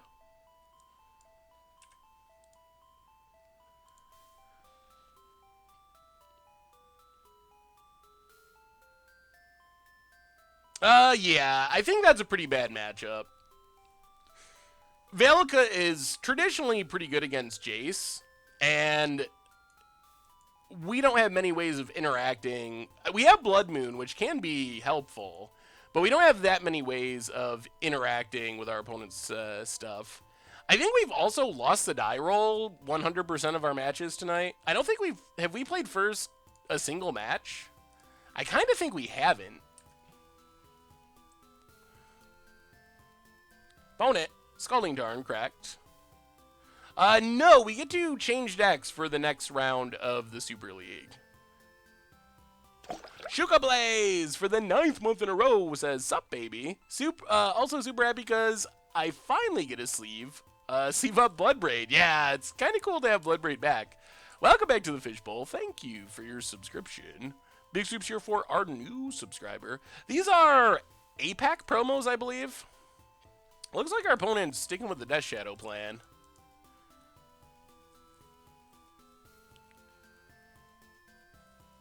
And there's a Gurmag Angler. Well, that's a card that Jace is good against, but will we be alive when Jace comes down? Suspend Ancestral number 1, pass the turn. That's a pretty good hand for our opponent. Scalding Tarn. Turn 2, the Gurmag Angler is about as fast as it gets. I think that Gurmag Angler is way worse now that Jace is around. But if you can play it on turn 2 and leave Stubborn Denial up, still good. So our opponent also have a bunch of... This is another deck that scoops very hard to Blood Moon if we can actually get it down. Yeah, I'm still playing Shadow, apparently. It does seem like people have been watching Modern more since the banning. I have noticed that as well.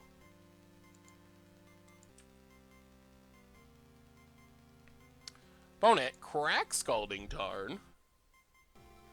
Is going 3-0 on Team Modern Super League my best Magic accomplishment? Probably. I don't really play high EV tournaments, so I guess that's probably true. Deep Fried Cavicle, welcome to the Fishbowl. Thank you for your subscription. Big soups here for our new subscriber. Ancestral taken down. And we're just... This is Shadow winning the die roll,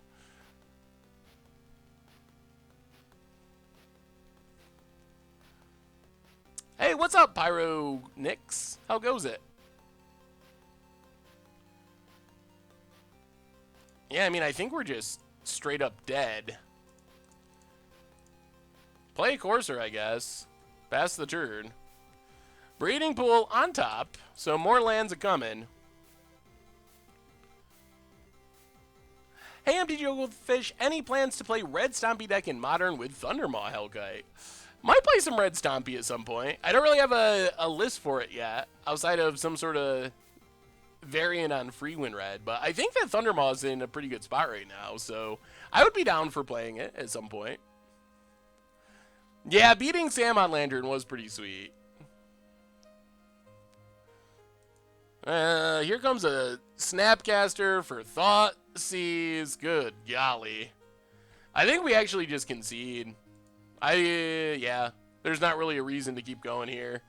Well, we get to be on the play for game number 2. Yeah, Ponza had Bloodbraid in it. Alright.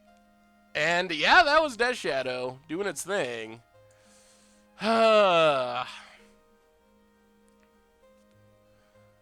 So what are we doing against Death Shadow? Would love to see a Goldfish stream with Twinless Twin. Ooh, that could be fun. Hey, thank you, D-Many.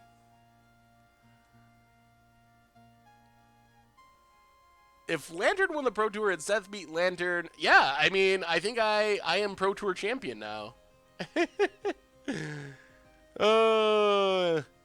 So we're in this really weird spot in the meta right now. I think this is a really challenging time in Modern because everything is just in a ton of flux. Like, can Death Shadow actually be a deck with unbannings over the long term? I don't know if Death Shadow can actually stick around. But right now, everything is so fresh and new that it's really hard to fight against anything. I think probably the best thing to do is just straight up play something super aggressive and combo-y. I think that's probably the best bet. As far as just, like, winning. We're 2-2 right now. That would be my guess as the best thing to do. So go down Thundermaw for Finks. Lightning Bolt does basically nothing. I guess we can bring in, like, an Explosives, an Ooze, maybe even Dillion Click. Negate? I don't know. Doesn't seem like a great matchup for us, unless we stick early Blood Moon. If we can go turn 1 Mana Dork, turn 2 Blood Moon, then we just win. I did kind of predict the bannings. The article pretty much was dead on as far as what bannings ended up happening. Well, we got a nice little value-y hand here. Not gonna... I don't know if it's gonna stop a huge Death Shadow, but... I mean, 2 cards are like... Jace is the single best card that's been printed... definitely since they started printing Mythic Rares. And probably, if you go back through the entire... back to Mirrodin, the entire Modern card pool... just on raw power level, I think it's probably #1. Like, that's how good Jace is. So, it's... I think that unbanning Jace is a little more impactful than a typical unbanning. Like, Bloodbraid Elf wouldn't have really shaken up the format very much. Like, it would have done little things, and it would have been interesting, but Stoneforge was more broken. I actually think Stoneforge, when I was thinking about the potential bannings, I had Stoneforge right alongside Bloodbraid as pretty much just safe to unban. I actually don't think Stoneforge would be very good. Not that it's, like, bad, but I don't think it would be great, honestly. I could definitely be wrong. But, like, searching out, there's no, Jitty? I always say that wrong. No Skull Clamps, no great equipment to really tutor up is the big issue. Is our opponent playing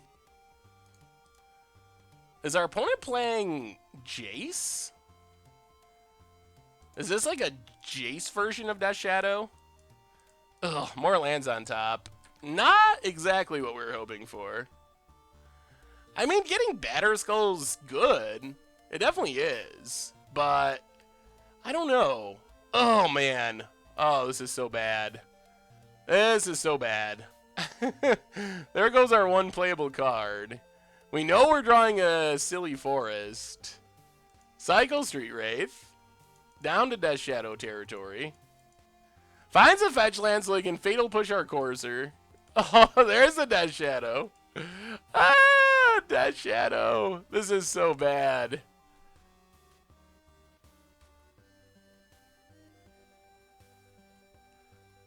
Do you think Jace has a place in Modern Delver lists? Oh, man. I am far from a Delver expert. I'm not sure.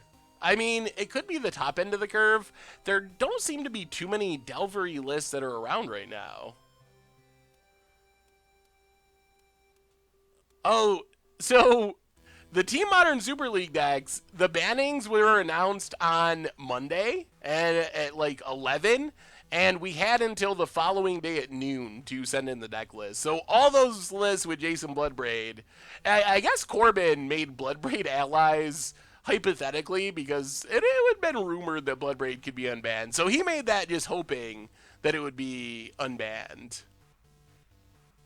Yeah, thank you. So many people watching tonight. Super awesome. I don't know if we're gonna switch to another league. Maybe we'll do a game with Miracles. Maybe I'll do a viewer battle with Miracles after our league tonight. Cause this is actually our last match of the league. So maybe we'll do a match of Miracles instead of like Momir tonight. Would you consider making a pull on a deck built around almost good Planeswalkers? Ooh. Angrath I think will end up playing at some point. An almost good Planeswalker pull could be cool. I mean, we got Op now. That's a slightly better cantrip. Or more somewhat good cantrips. Yeah, I think the Super League, or maybe it's just the unbannings. It feels like a lot of Twitch viewership has went up recently. So I don't know if it's the unbannings or Super League, but definitely awesome. Cascading into Jace Bellerin could be sweet. I think Nissa is maybe the best. 3-mana Nissa? That seems like a good Cascade target. Engrass Raiders Wake. Ooh. It sounds cool. I don't know if it could win much. I actually tried to build a deck like that for Budget Magic, and I did not have much success with it. I'm hoping that maybe sooner or later we will make it work good enough for Budget Magic at least. Opponents in the tank. I don't know what they're tanking on. They know our hand. They know what we're drawing for the turn. I don't know what there is to think about. Saw a picture and it wasn't what I was expecting. What were you expecting, Big Scary Dave? Yeah, Raiders Wake it's actually really hard to make work. Like, it's too expensive for a Megrim. If you look at, like, Liliana's Crest is 2 mana, and that's 4 mana. And the decks where you can most commonly Megrim people with discard effects don't usually have that many attacking creatures. So it's really hard to actually trigger the attacking part on it. Oh, you really hate the Miracles, eh, Shattered Sphere? I actually think Miracles are kind of cool. I mean, Miracles you can... Well, I'm not that skinny, and I don't know, I might be nerdy.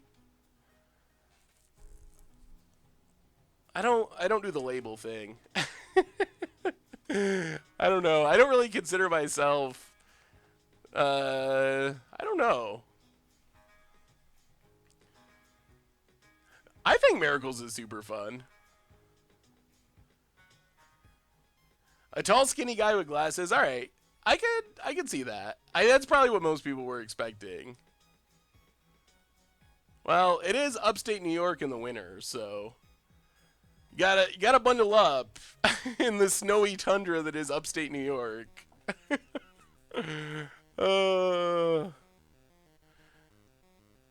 I've been doing really well with Jace in my Esper Shadow list. It's becoming really aggressive mid-range. That sounds sweet. Can do a Brewer's Minute on sideboard choices for on the play versus on the draw. Ooh, that sounds like a good topic. Alright, is our Courser living? At least if our Courser lives, we get to kinda... Ooh, huh. Alright, play Misty. Well, Blood Moon could end up being good.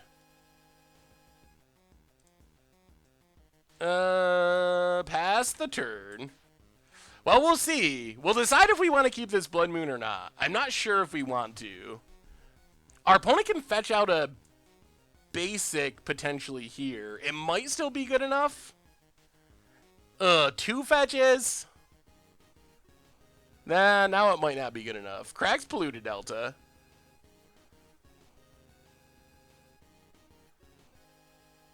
How about trying against the odds Bloodbraid Zoo?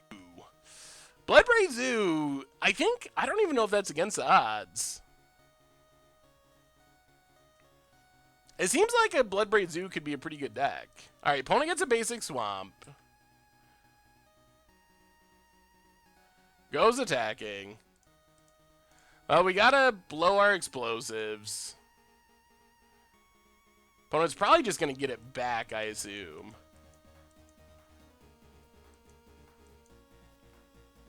Snapcaster. 4 Dreadbore. So, chat, do we keep this Blood Moon?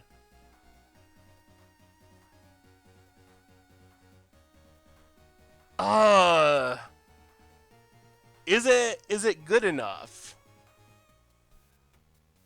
I actually don't know. Our opponent did get a basic, so it's not like we stopped them from casting Gurmag Angler. We don't stop them from casting Death Shadow. We do cut off their... I guess we don't stop Kolaghan's command either?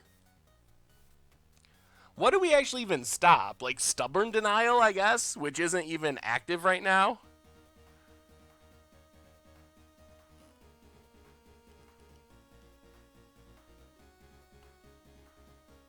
I don't think we can keep it. I don't think it's good enough. I mean, we cut off blue, so we cut off cantrips. The problem is if we keep it, we whiff on...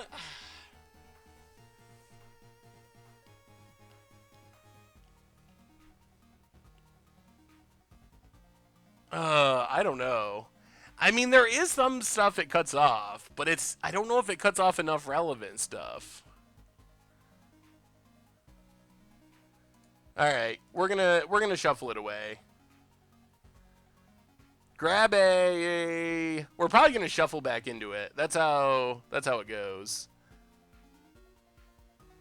Grab a Steam Vents. All right, well, Tarmogoyf is not the absolute worst. Play Tarmogoyf. Play Misty, pass the turn. Well, we'll see what our opponent has in hand. It's a Death Shadow. Yeah, so that's the risk, is our opponent would just do that, and then we would lose.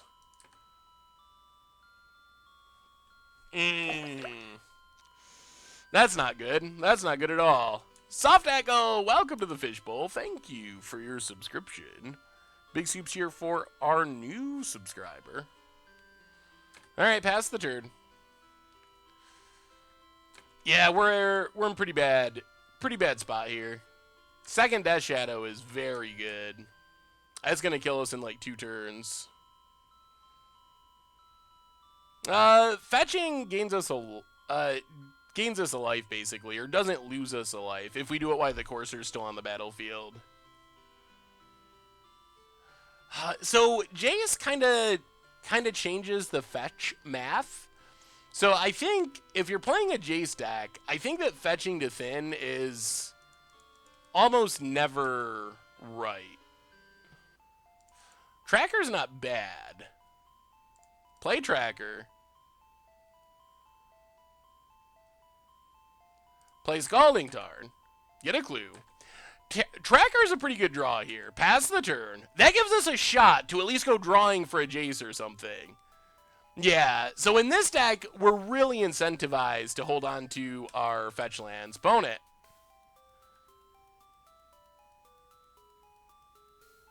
What did they draw? Alright, I mean, yeah, you hit us. They must have drawn another Death Shadow? Or a Angler? Or something? Or they can kill us. That would be the worst. If they can, like, give it double strike and actually 20 us here. Alright. Hits us for 6. Snapcaster for Serum Visions. Well, we're drawing live. We are drawing live. That's the good news. And we get an extra draw. Opponent bottoms. Plays a fetch land. Well, crack Scalding Tarn. Grab a mountain. Get a clue. Crack our clue. Come on, Tracker. Please not more lands. Land. Well, Misty down to 12.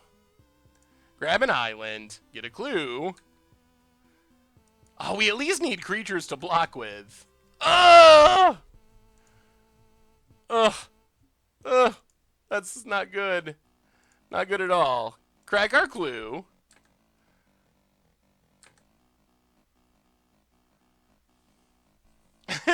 Blood Moon.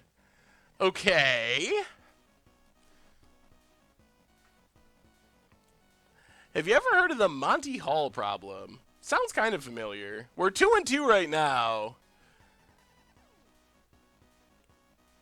Ah.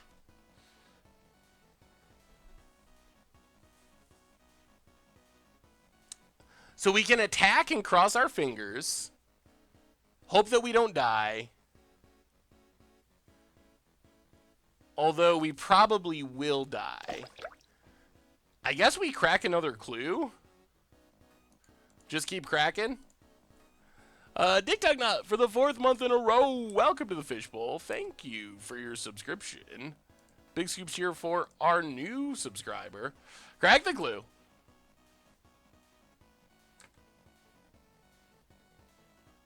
Oh! Oh! That would have been so good if it was one of our previous 3 draws. Next podcast is Monday, but the podcast is weird right now because Richard is out of the country, so it's pre-recorded. The next live one will be the week after that. So that's why I tried to fill in with, like, the banning video and whatnot. Yeah, if we swing, things go really bad. Playing Blood Moon's probably not worth it. So let's just play Lumbering Falls, get a clue. Pass the turd.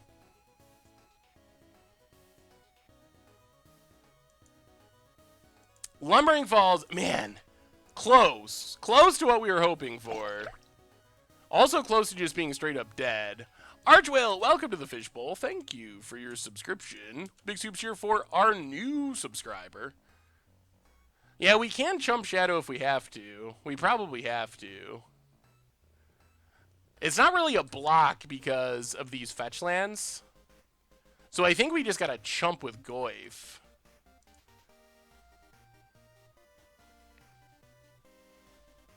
What if we double block?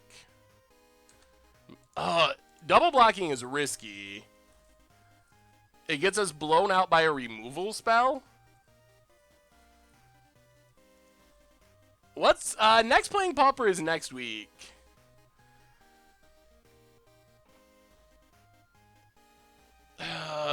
Double blocking is weak to Fatal Push.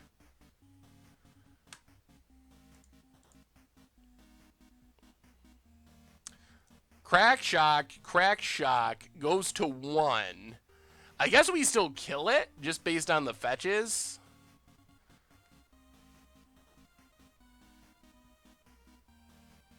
Yeah, I mean, I guess we force our opponent to have it. Pauper's pretty sweet. Oh, the cryptic thing. I was freaking out. That was so unlucky.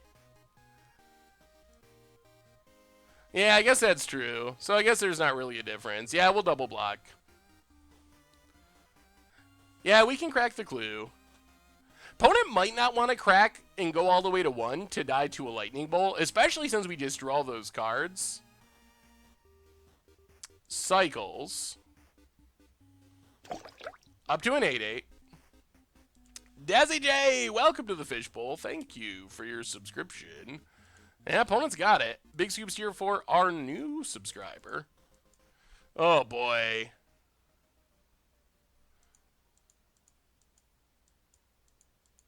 Okay, yep. Man, did they just cycle into Fatal Push? Is that where we're at in this game? Come on, deck. Oh, no!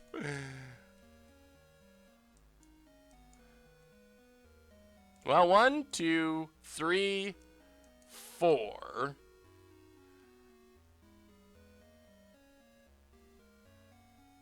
Play Bloodbraid, spin the wheel. And another tracker. Get a tracker.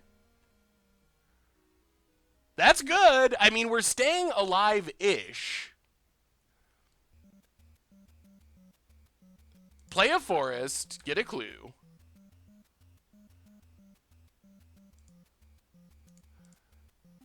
Play Scavenging Ooze. And pass the turn. We are left in chump block mode, but we're staying alive. We are in this. I mean, this is only game 2, so we don't even win the match if we win this one, but... Opponent. Uh-oh. Oh, Jace? They are Jacing? They are Jacing. Wow. All right. So, Jace, it's everywhere. It's everywhere.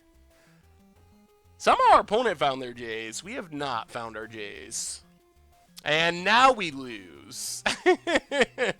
Beating Jace on this board is very bad. I guess Jace was a reason to run out the Blood Moon. Bone it.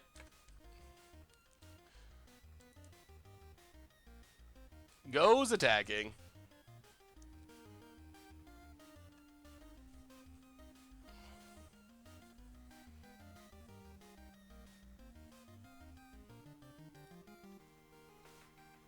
Yeah, it is definitely the best thing to do in any blue deck. Not jumping puts us dead to any direct damage. If our opponent can fetch.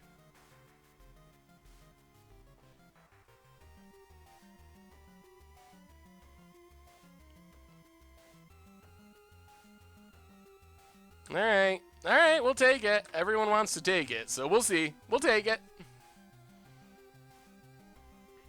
I mean, they get to brainstorm to find damage. They do have Shocklands left, down to 2. Cracks their fetch.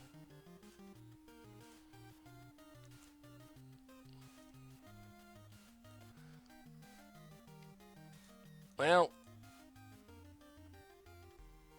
eat a Street Wraith.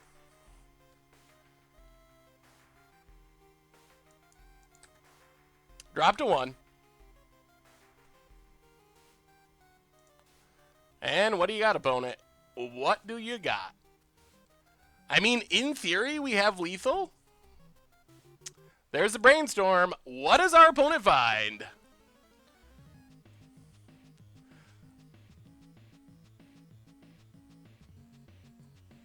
Inquisition to take our Blood Moon. Yep. Well, let's eat a tracker up to 2. More lands.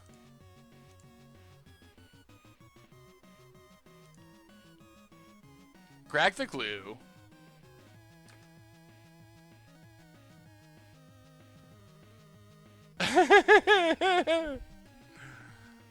Ugh. All right.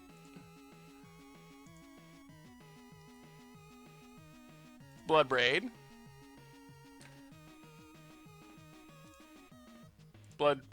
Wow, it post scoops it up. All right. Maybe the kids will be eating after all. Maybe we're 1-1 in round 5. So what did we learn that game? We needed to play the Blood Moon earlier. Now that we know about Jace, we 100% need to be slamming Blood Moon. No doubt about it. No doubt about it. Whew. Staying alive. Bloodbraid. So far in our league, Bloodbraid has been great. Jace has been a little less great. Weakest color for sideboard options, green, probably. Green or red, I think. Red is Blood Moon, though. Probably green. Man, our deck would be really slow without the Mana Dorks.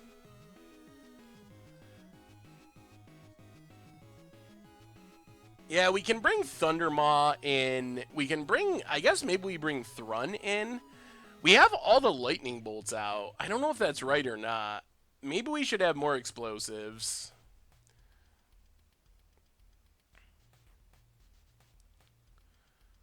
Take out the Mana Dorks because it leaves you more susceptible to hand disruption. Our curve starts at 3, though. And we're going to be on the draw. I can't imagine that our deck is going to be fast enough if we just... I mean, I guess we could maybe have a 1-2 Tarmogoyf on turn 2. But for the most part, we're just going to be going draw, go until turn 3. I can't imagine there's any way that that's going to end with us winning. I mean, we'd have to be super, super lucky. What do we actually want to cut? That's the question. What's even cuttable? Well, we were on the play, which helps. Is Goyf bad? I mean, it blocks Skirmag anglers and stuff. It's not insane. I guess we could go, maybe we can cut a mana dork. We can go 6 mana dorks. I don't want to go below 6. Thundermaw is just slow. But I guess it's a way to steal the game by surprise.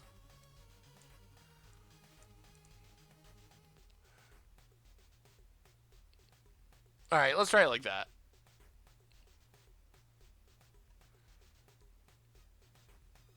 Yeah, maybe Visions is just too slow. That makes more sense to me than the mana dorks. Alright. Ugh. This hand would be sweet if we had a mana dork. We're gonna try it, but I'm a little nervous about the speed of this hand. Bone it. Blood Crypt. Untapped. And discard. It's a Thoughtseize.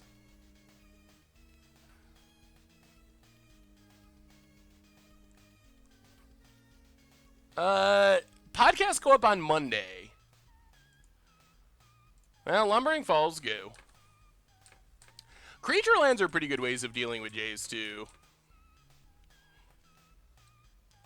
Polluted Delta. Watery Grave. Are they already 2 Death Shadows? They are. Oh, no.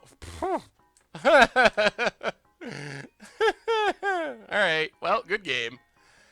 Yeah, I mean, 2 Death Shadows in hand. There's no winning. Yikes. Well, that is the good draws from the Death Shadow. Thought Scours. And Thoughtseize to grow the Goyfs. Or grow the Death Shadows. Yeah, you don't beat these hands. That's just not a thing when they happen. Takes our Fangs, gets in for 4. I don't even know what we could draw that would be relevant. So play Birds of Paradise. Play a fetch land, pass the turn. Maybe there's some way where our opponent, like, I can't imagine it working out, but some way that Thundermaw could steal it. The fact that they know about Thundermaw makes it pretty unlikely. Thought Scours. They'd have to somehow get under 5 life without us being dead, which there's a very fine line. Fatal Push the Birds. Alright, so now Thundermaw can't come down. Cycles. Yeah, we're probably just dead here. And there's a fetch land, and we're dead. Well, it's modern. Does this mean you're off the Jace train? No, Jace is still going to warp modern, and it's still incredibly busted. It's still, I mean, Jace is going to absolutely change the way modern is played, 100%. That didn't actually work out. We ran into some matchups that weren't great. The deck, obviously, I mean, just kind of throwing stuff together to test out the new cards, so maybe Timur Moon is not the deck to take advantage of those cards, or maybe it's not the right build of Timur Moon. That's definitely possible too.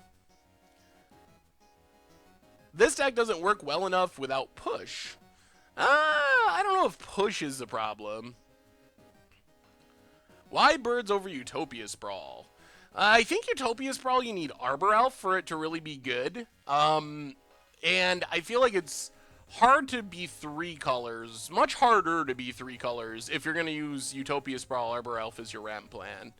It works very well with 2-color decks like Ponza, but it works not nearly as good in 3-color decks.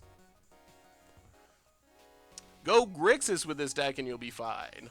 So then you're just playing Grixis Control, basically. Because then you don't have... I mean, this deck is green, so then you're basically just playing... I think it would be a whole different deck, basically. I mean, the most common build of Jace is probably like half the people in Magic Online leagues. Not in our league tonight, but it seems like a ton of people are just jamming jamming 4 Jaces and Grixis control, which is a obvious home. Like, that makes sense to just slam it in a pre-existing shell and see what happens. Definitely the safer plan right away, compared to trying to build and brew new builds. Definitely the easy thing to do is just slam it into a deck that's already out there. Well, so we finished with a 2-3. Not as good as we were hoping with Timur Moon, but not I don't know. Not horrible. I feel like our matchups were not ideal.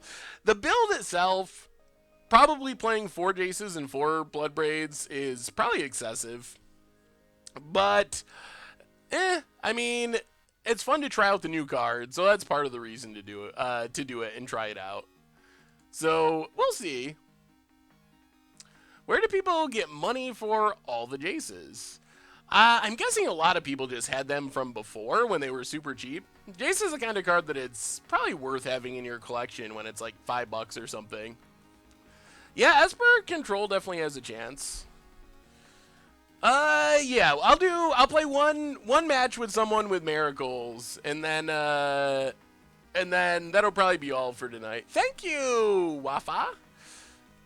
So yes, I will. Alex, yeah, send me a challenge, Apes of Wrath, and we'll do one match of Miracles to wrap things up. But that's our league for tonight. Again, thank you everyone for hanging out. I'll do the reminders now while you're challenging me. So replay YouTube. If you want to catch any of the old streams, make sure to check them out there. The normal YouTube, subscribe to that. We had a sweet Against Odds last night.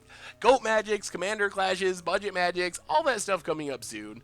And merch page. So keep an eye out for that, for t-shirts and tokens and all that stuff to support the stream and the channel and the site. So overall, Timur Moon, not as good as I was hoping, but it was still pretty sweet. Hopefully this is the person that I'm supposed to be playing against. We'll see. We'll see. Oh, I don't even have... send me the challenge again in 1 second. I guess I have to... We had to save the list as freeform. So I guess I have to change the Miracles to Modern for us to be able to play it. Alright, now you can send me the challenge and I'll accept. I'd love to see you put on your webcam for the streams. Well, maybe that's something we'll consider for special occasions or something. I really like our setup as it is now, but maybe we'll do more of that in the future. Playing Pauper will come out next week. There'll be a new Playing Pauper episode. Wafa, welcome to the Fishbowl. Thank you for your subscription. Big soups here for our new subscriber. I changed it to Apes of Wrath. I changed it, so challenge me in Modern. Okay, there we go. Hopefully this is Apes of Wrath. I assume this is Apes of Wrath. If it's not Apes of Wrath, I apologize. You don't like the mismatched? The mismatch ops, it's our lucky op. Do you think Grixis Miracle deck with Thunderous Wrath could work?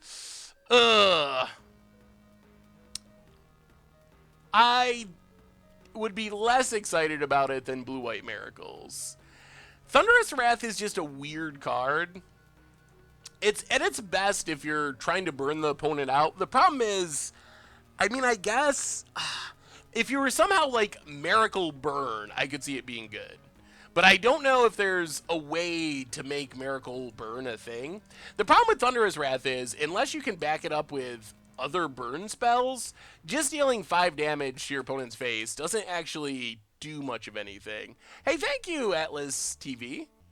Yeah, this hand looks pretty good. Got our Jaces, got our Ops. See what our opponent's playing. Probably something designed to wreck us. Birds of Paradise. Ugh. Well, that's kind of resilient to our Path to Exile. Pass the turn. Yeah, so I can see situations where Thunderous Wrath is good. I don't know about building like a... I guess it wouldn't be what I think of as Miracles. I think of Miracles as like a control deck, but if somehow you can like Bonfire and burn your opponent out with Miracles, then I could see it. Then I could see it maybe working. Yeah, I will update the deck name real quick, so everyone knows.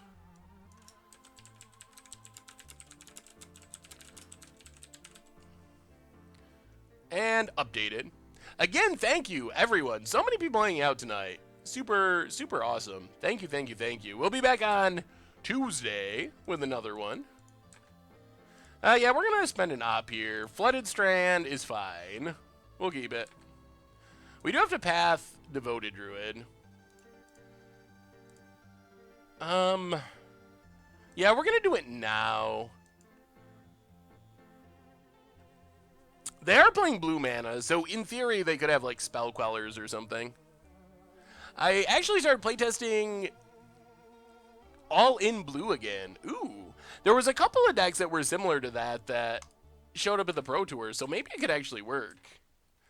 Oh man, the Johnny deck was so sweet. That was one of my favorite standard against odds decks, maybe ever, at least in a long time. That deck was just, I didn't expect it to work so well, but it definitely did. Yeah, I think Bonfire can be a really good card with Jace. So maybe Bonfire could be in for an uptick in play. It's rough that it's a Planeswalker deck card, because I can't imagine there's much supply of a Johnny out there, because who actually opens... Oh, opponent's got some spice. I think I actually... it might have been Apes of Wrath that sent me this list. I think it's going infinite with Intruder Alarm. Opt to the bottom. Alright, Telling Time's fine. I'd rather find a Wrath. That's what we really want here is a Wrath. So I think what we want to do is Telling Time. See if we can put a Terminus on top. We can't. So take Snapcaster, put Snapcaster on top.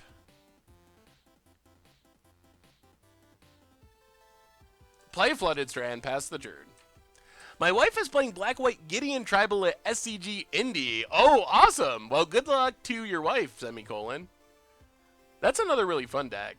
Any Jace Tribal ideas?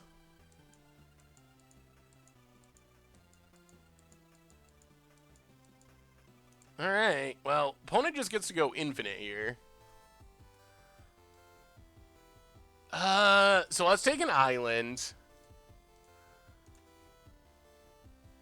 Opt.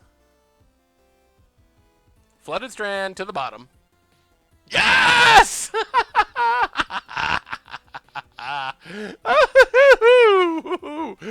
Scry to the bottom hitting the miracle.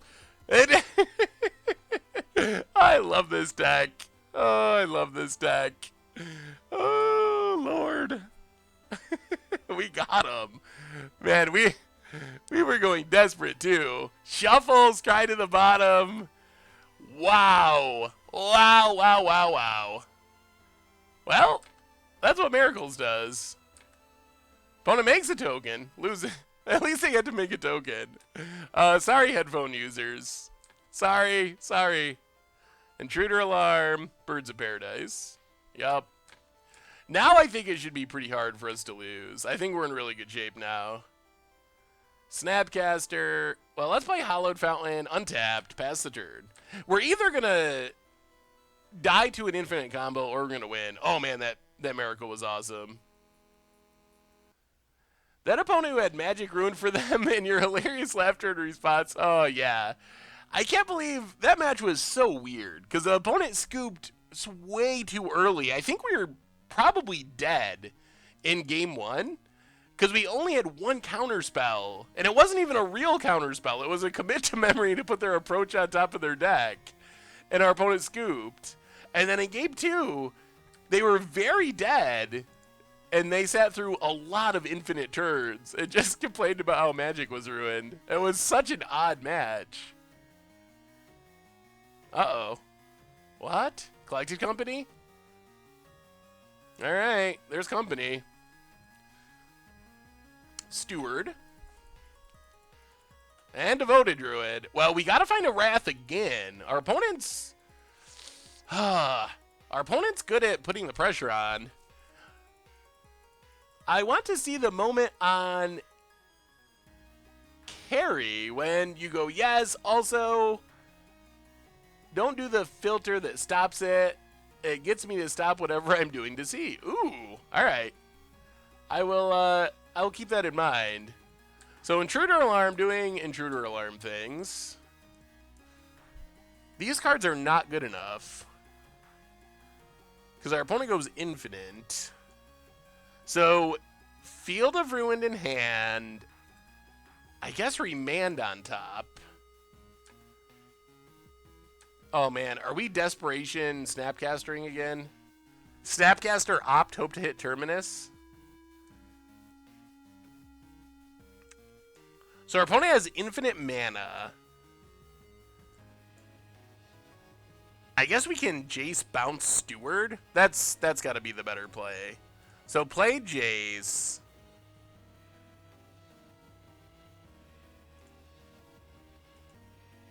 Bounce Steward to Solidarity. And our opponent is pretty close to comboing off. Get in with our Snapcaster. Yeah, I guess we could just path the Steward as well. But I kind of like getting down Jace here. Our opponent can't actually attack it. Then we can remand the Steward on the way back down, potentially. Or remand something. And then next turn we can Jace Brainstorm and have Wrath mana. So I feel like this is better. Vizier of Remedies. Ugh, infinite mana again.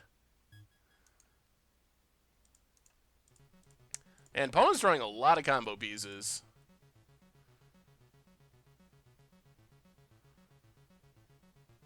Alright, well, now we sit back and see if we're dead. So, opponent, infinite mana, yes. Do they have a way to finish the game, is the question. They have infinite mana. Yes. Yes. Is there a way to kill us? Opponent, tapping and untapping, tapping and untapping. What's up, Blue Box? How goes it? Jace is expensive on its own, and Judd is the best place for Bloodbraid Elf, so now don't have a fun place to play. Alright.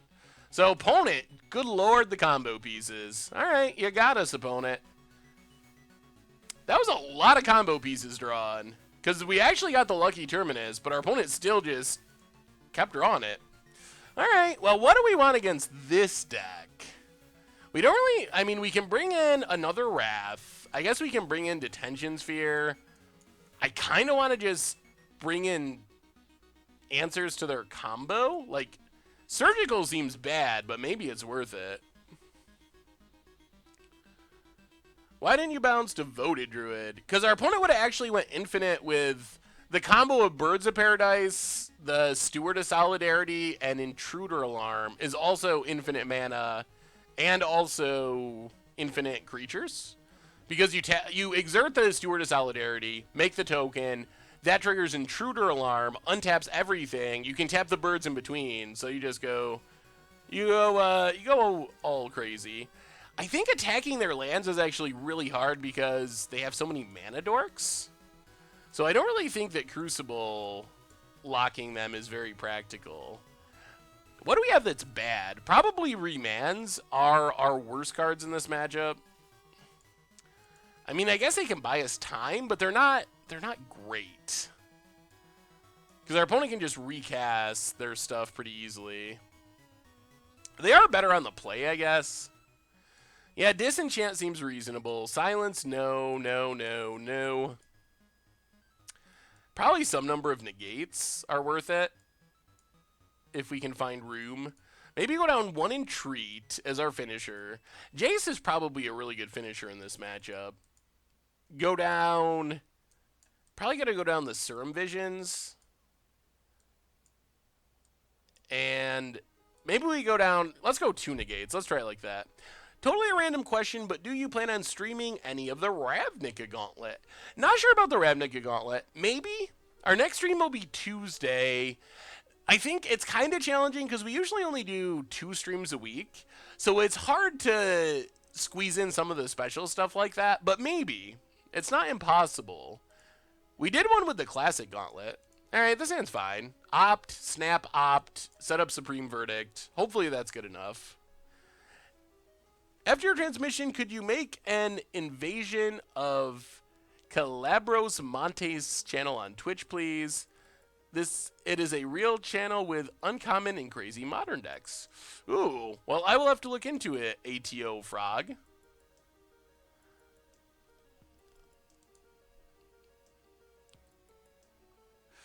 Yeah, maybe I can do one for YouTube. Maybe we'll do one for stream. I'm not 100% sure. I expect with the unbannings and everything, I'm really excited to play Modern, so I expect that we'll probably play Modern next week, most likely. There's just so many things to try out. Ooh, well, we're going to keep Surge. Surge is pretty sweet.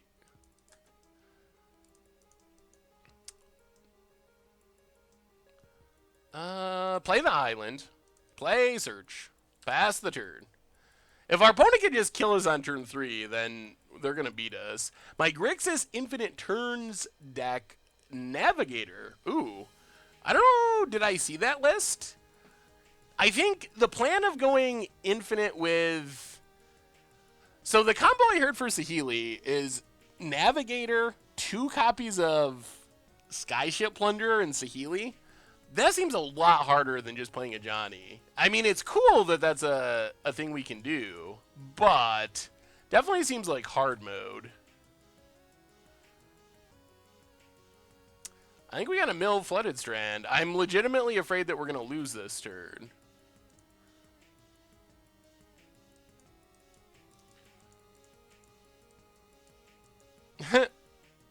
Man, if we just lose here, play Fielder and pass the turn.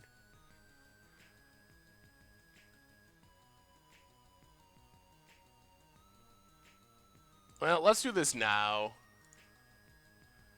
Kill the Hallowed Fountain. Is Time Stream a Johnny going to be a real deck? I don't know. It's a fun deck. I think it can be real. Like, you could probably play at F&M and have success with it. Is it going to be real, like, it wins a GP? I don't know about that. Oh, my goodness. Everything I hate about Modern coming true. It's just the classic turn 3 kill. We scried, we dug with our search for his Kanta. Maybe we were just too greedy to keep this hand. I know, this hand had to be fine. I mean, we have Supreme Verdict. Our opponent needs literally their... they need their turn 3 kill to avoid the Wrath. And, yeah. Yeah, so I got a mini rant on the way out the door before we scoop up this match. The idea that Splitter Twin is a 2-card combo that's too good because you play one piece on turn 3 and one piece on turn 4. How in the world is it better? Like, how in the world can you say Splinter Twin is too good if Vizier Remedies in Devoted Druid is not too good? How is it possible? Like, to me, this is the biggest argument that says that entire idea of Splinter Twin being too good is just silly.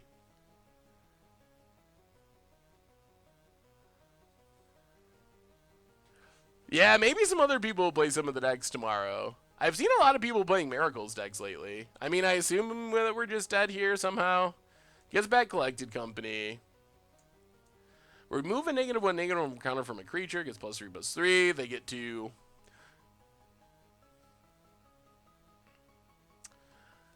I mean, it's not really instant, though, because... I mean, I guess you can play one of the pieces at instant speed, but...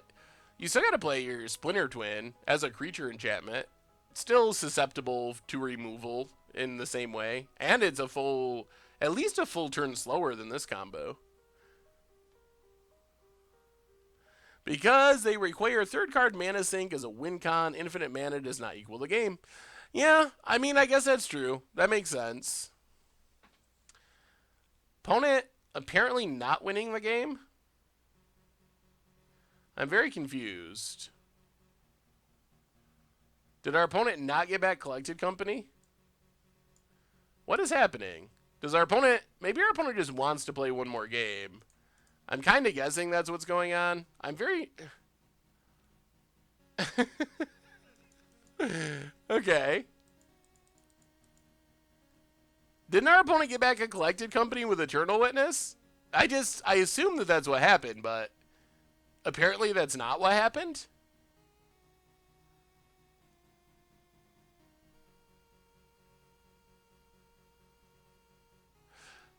That's true. I guess that's a good argument with the twin thing. It's actually way easier for me, Twiggy, if you just send me a link. Oh! Ikoko the second time and whiffed? I was talking to the chat and ranting about Splinter Twin. Oh, that makes more sense. Okay. Okay, we just got lucky. I see. That makes complete sense. I'm not used to Collected Company whiffing. And I was talking to the chat. Opt.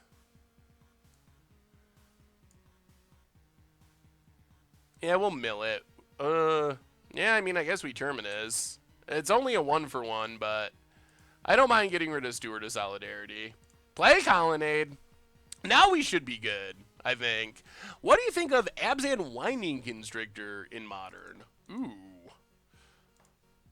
Opponent, what it fails, cracks it. Abzan Scales. I've seen some decks sort of like this that have been pretty powerful. They're a little bit inconsistent, but they definitely have a lot of power. So there might be something there. Opponent, passing. Well, that's Snapcaster. This is a point where I feel like we should be pretty favored. I mean, if we just get a Jace here, our opponent... Alright, well, we can't mill Cryptic. Cryptic is too good to mill. 1, 2, 3... Alright, we're going to mill the plains. Flip Search. Get in with Snapcaster. We basically just need to find a Jace. Play a Search. Pass the turn. So yeah, Absent Scales is sweet, but can be consistent. Spoilers for 25th Masters, I think start like the 28th officially, although we had one sneak out today with Murder. Murder is back. But yeah, I think it's the 28th or some day around there. I don't remember exactly, but I believe it was the 28th. All right, there's Jace. And this is where we should not be able to lose. Search for his Kanta. No mill. No transform. Play Jace. Dig up Jace. You can draw your lands. Pass the turn. Yeah, this is where Jace is so brutal. I don't know, I'm not actually scared of Quill Spike. I've never lost to a Quill Spike. I don't think I've ever actually played against a Quill Spike. Maybe we should just... So Murder was at common before, right? So that doesn't actually change anything for Pauper. I think the first printing of Murder was at common. Alright, we're going to keep doing the same old, same old. Take up Jace. Steward to the bottom. And we'll just pass. I mean, I think we just pass until we win with Jace. This deck is a lot better at actually winning with Jace than our other one. And the last one, Jace was more of like a value card on the top end of the aggro curve or mid-range curve. Miracles is much better suited to actually just kill someone with Jace. Chord X2. Yeah, I think that's negate worthy. Especially as shuffles, although we did just put the card to the bottom. This is why Jace is bad in Timur Moon. Needs hard removal and permission. Okay. I can see that argument. I still think if you're a deck that can play Jace, it's probably correct to play it. I think Jace is just that level of powerful.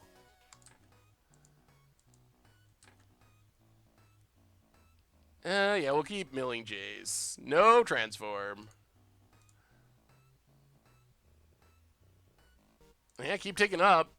Llanowar Elves. No, you can keep that. Pass the turn.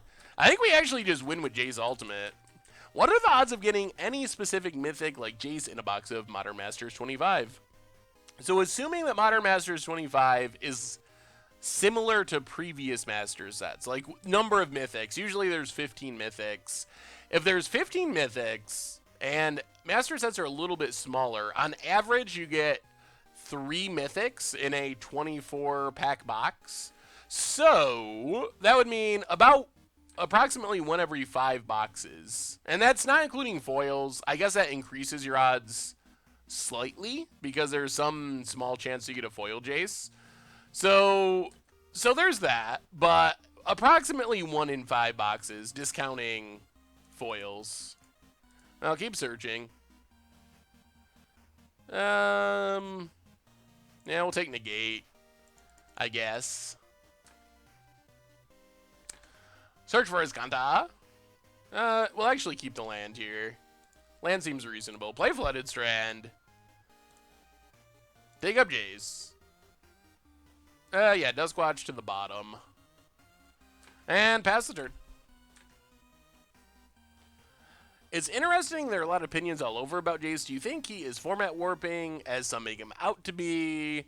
I mean, I think we gotta wait and see. I don't think there's a middle ground for Jace. I'm very confident that Jace drastically changes the format. I think it's too good of a card to not change the format. So I think that's pretty much guaranteed, in my opinion. I don't think we'll just see the same old decks that we saw a month ago. So that's number 1. Number 2 is I think it's either that Jace is going to absolutely warp the format and probably have to be rebanned, or other decks will adjust and Jace will be like semi-unplayable, almost like we see with Bitter Blossom, another card that was really hyped towards its unbanning and then didn't really do anything. So I don't think there's a middle ground. I don't see a world where Jace is just another good card. I think it's either warping the format and there's conversations about it getting rebanned, or everyone plays decks that are good enough against Jace that it warps the format still by changing the decks that are viable, but it doesn't actually show up that much on camera or win tournaments because everyone metagames hard enough against it.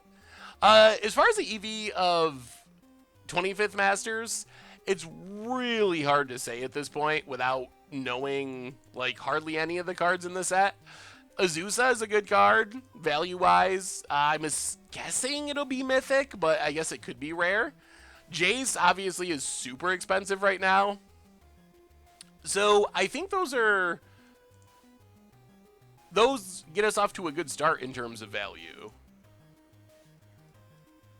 What do we draw? Colonnade. All right, play Colonnade. Pass the turn. So I think that it'll probably be higher than average EV as far as master sets go. Yeah, I really like Jason Miracles, and I really like the deck. Oh, Intruder Alarm. Sneaking in under our counters. We need to find a path, because this goes infinite. All right, to the bottom. Oh, Remand, you would have been good last turn.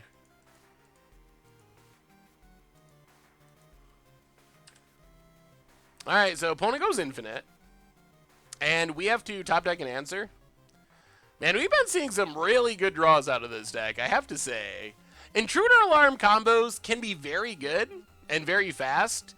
The problem I've always run into with Intruder Alarm combos is there's not really redundant combo pieces. So if you build too heavily around Intruder Alarm, where you can only win if you have Intruder Alarm, it is problematic sometimes because you don't always draw Intruder Alarm.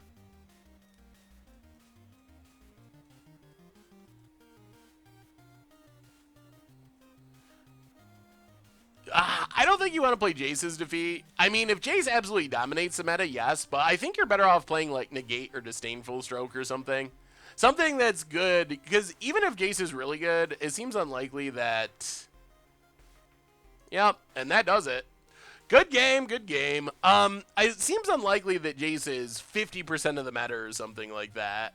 So, hey, see you, brew the deck. Have a good night. So I think you want to aim wide still. Actually, the Brewer's Minute for tomorrow is actually about beating Jace. So talking about the cards that are good against Jace, cards to play to kind of metagame against Jace. Because here's the thing with Jace right now, especially on Magic Online, and I assume on I assume it'll be this way in paper too, depending on where you're playing and if people have copies of Jace. But right now, everyone is super hyped about Jace and Bloodbraid. I mean, we just played Timur Moon with 4 Jaces, 4 Bloodbraids. The deck was not great. It was fun, and I still like it, but a lot of people are doing that because everyone's so hyped about Jace and Bloodbraid. So even if Jace ends up not breaking the format, which is definitely a possibility, and that's what I'm definitely hoping for, but right now, for like the next 2 weeks to the next month, I think you gotta weight your deck on being able to beat Jace right now, because it's going to be really heavily played, even if it ends up being bad, just because everyone's really excited to try it out. And the same thing is kind of true for Bloodbraid as well, although Bloodbraid is just another good value card. There's not really any targeted hate I don't think you're going to play against it. I mean, I guess you can bring in your rule of laws or something from the sideboard, but for the most part, you just treat it like another value card. So, Apes of Wrath, that was super sweet. You actually pulled off the Intruder Alarm, which was impressive. I've tried to build some Intruder Alarm decks in the past, and I've always had trouble with not drawing the actual Intruder Alarms. But having multiple combos seems like it kind of helps with that problem to some extent, because then it's not like you can't win if you don't draw Intruder Alarm. So that was super sweet. I mean, you comboed off on turn 3 like every game, and sometimes I was able to disrupt it, and other times, yeah, you just got there. So I wish I had drawn more pass. I think things would have went better. Spiced, welcome to the Fishbowl. Thank you for your subscription. Big soups here for our new subscriber. So anyway, everyone, I think that brings us to the end for tonight. If you're new to the stream, we usually just do like 3 hours, do a league, hang out, chat. So thank you to everyone who showed up. It was a blast. So one more time on the way out the door, replay YouTube, check out all the old streams, normal YouTube, content going up every single day, so keep an eye out for that, and the merch page with tokens and t-shirts and playmats. So anyway, that brings us to the end for tonight. We will be back on Tuesday, probably playing some more Modern, because I'm still super hyped to try out some new Modern decks in the new format, the post-banning format. So huge thanks to everyone who hung out, everyone who subscribed. You all are super amazing. I love you all. Have a wonderful weekend. Be back on Tuesday with another one. Until then, talk to you soon.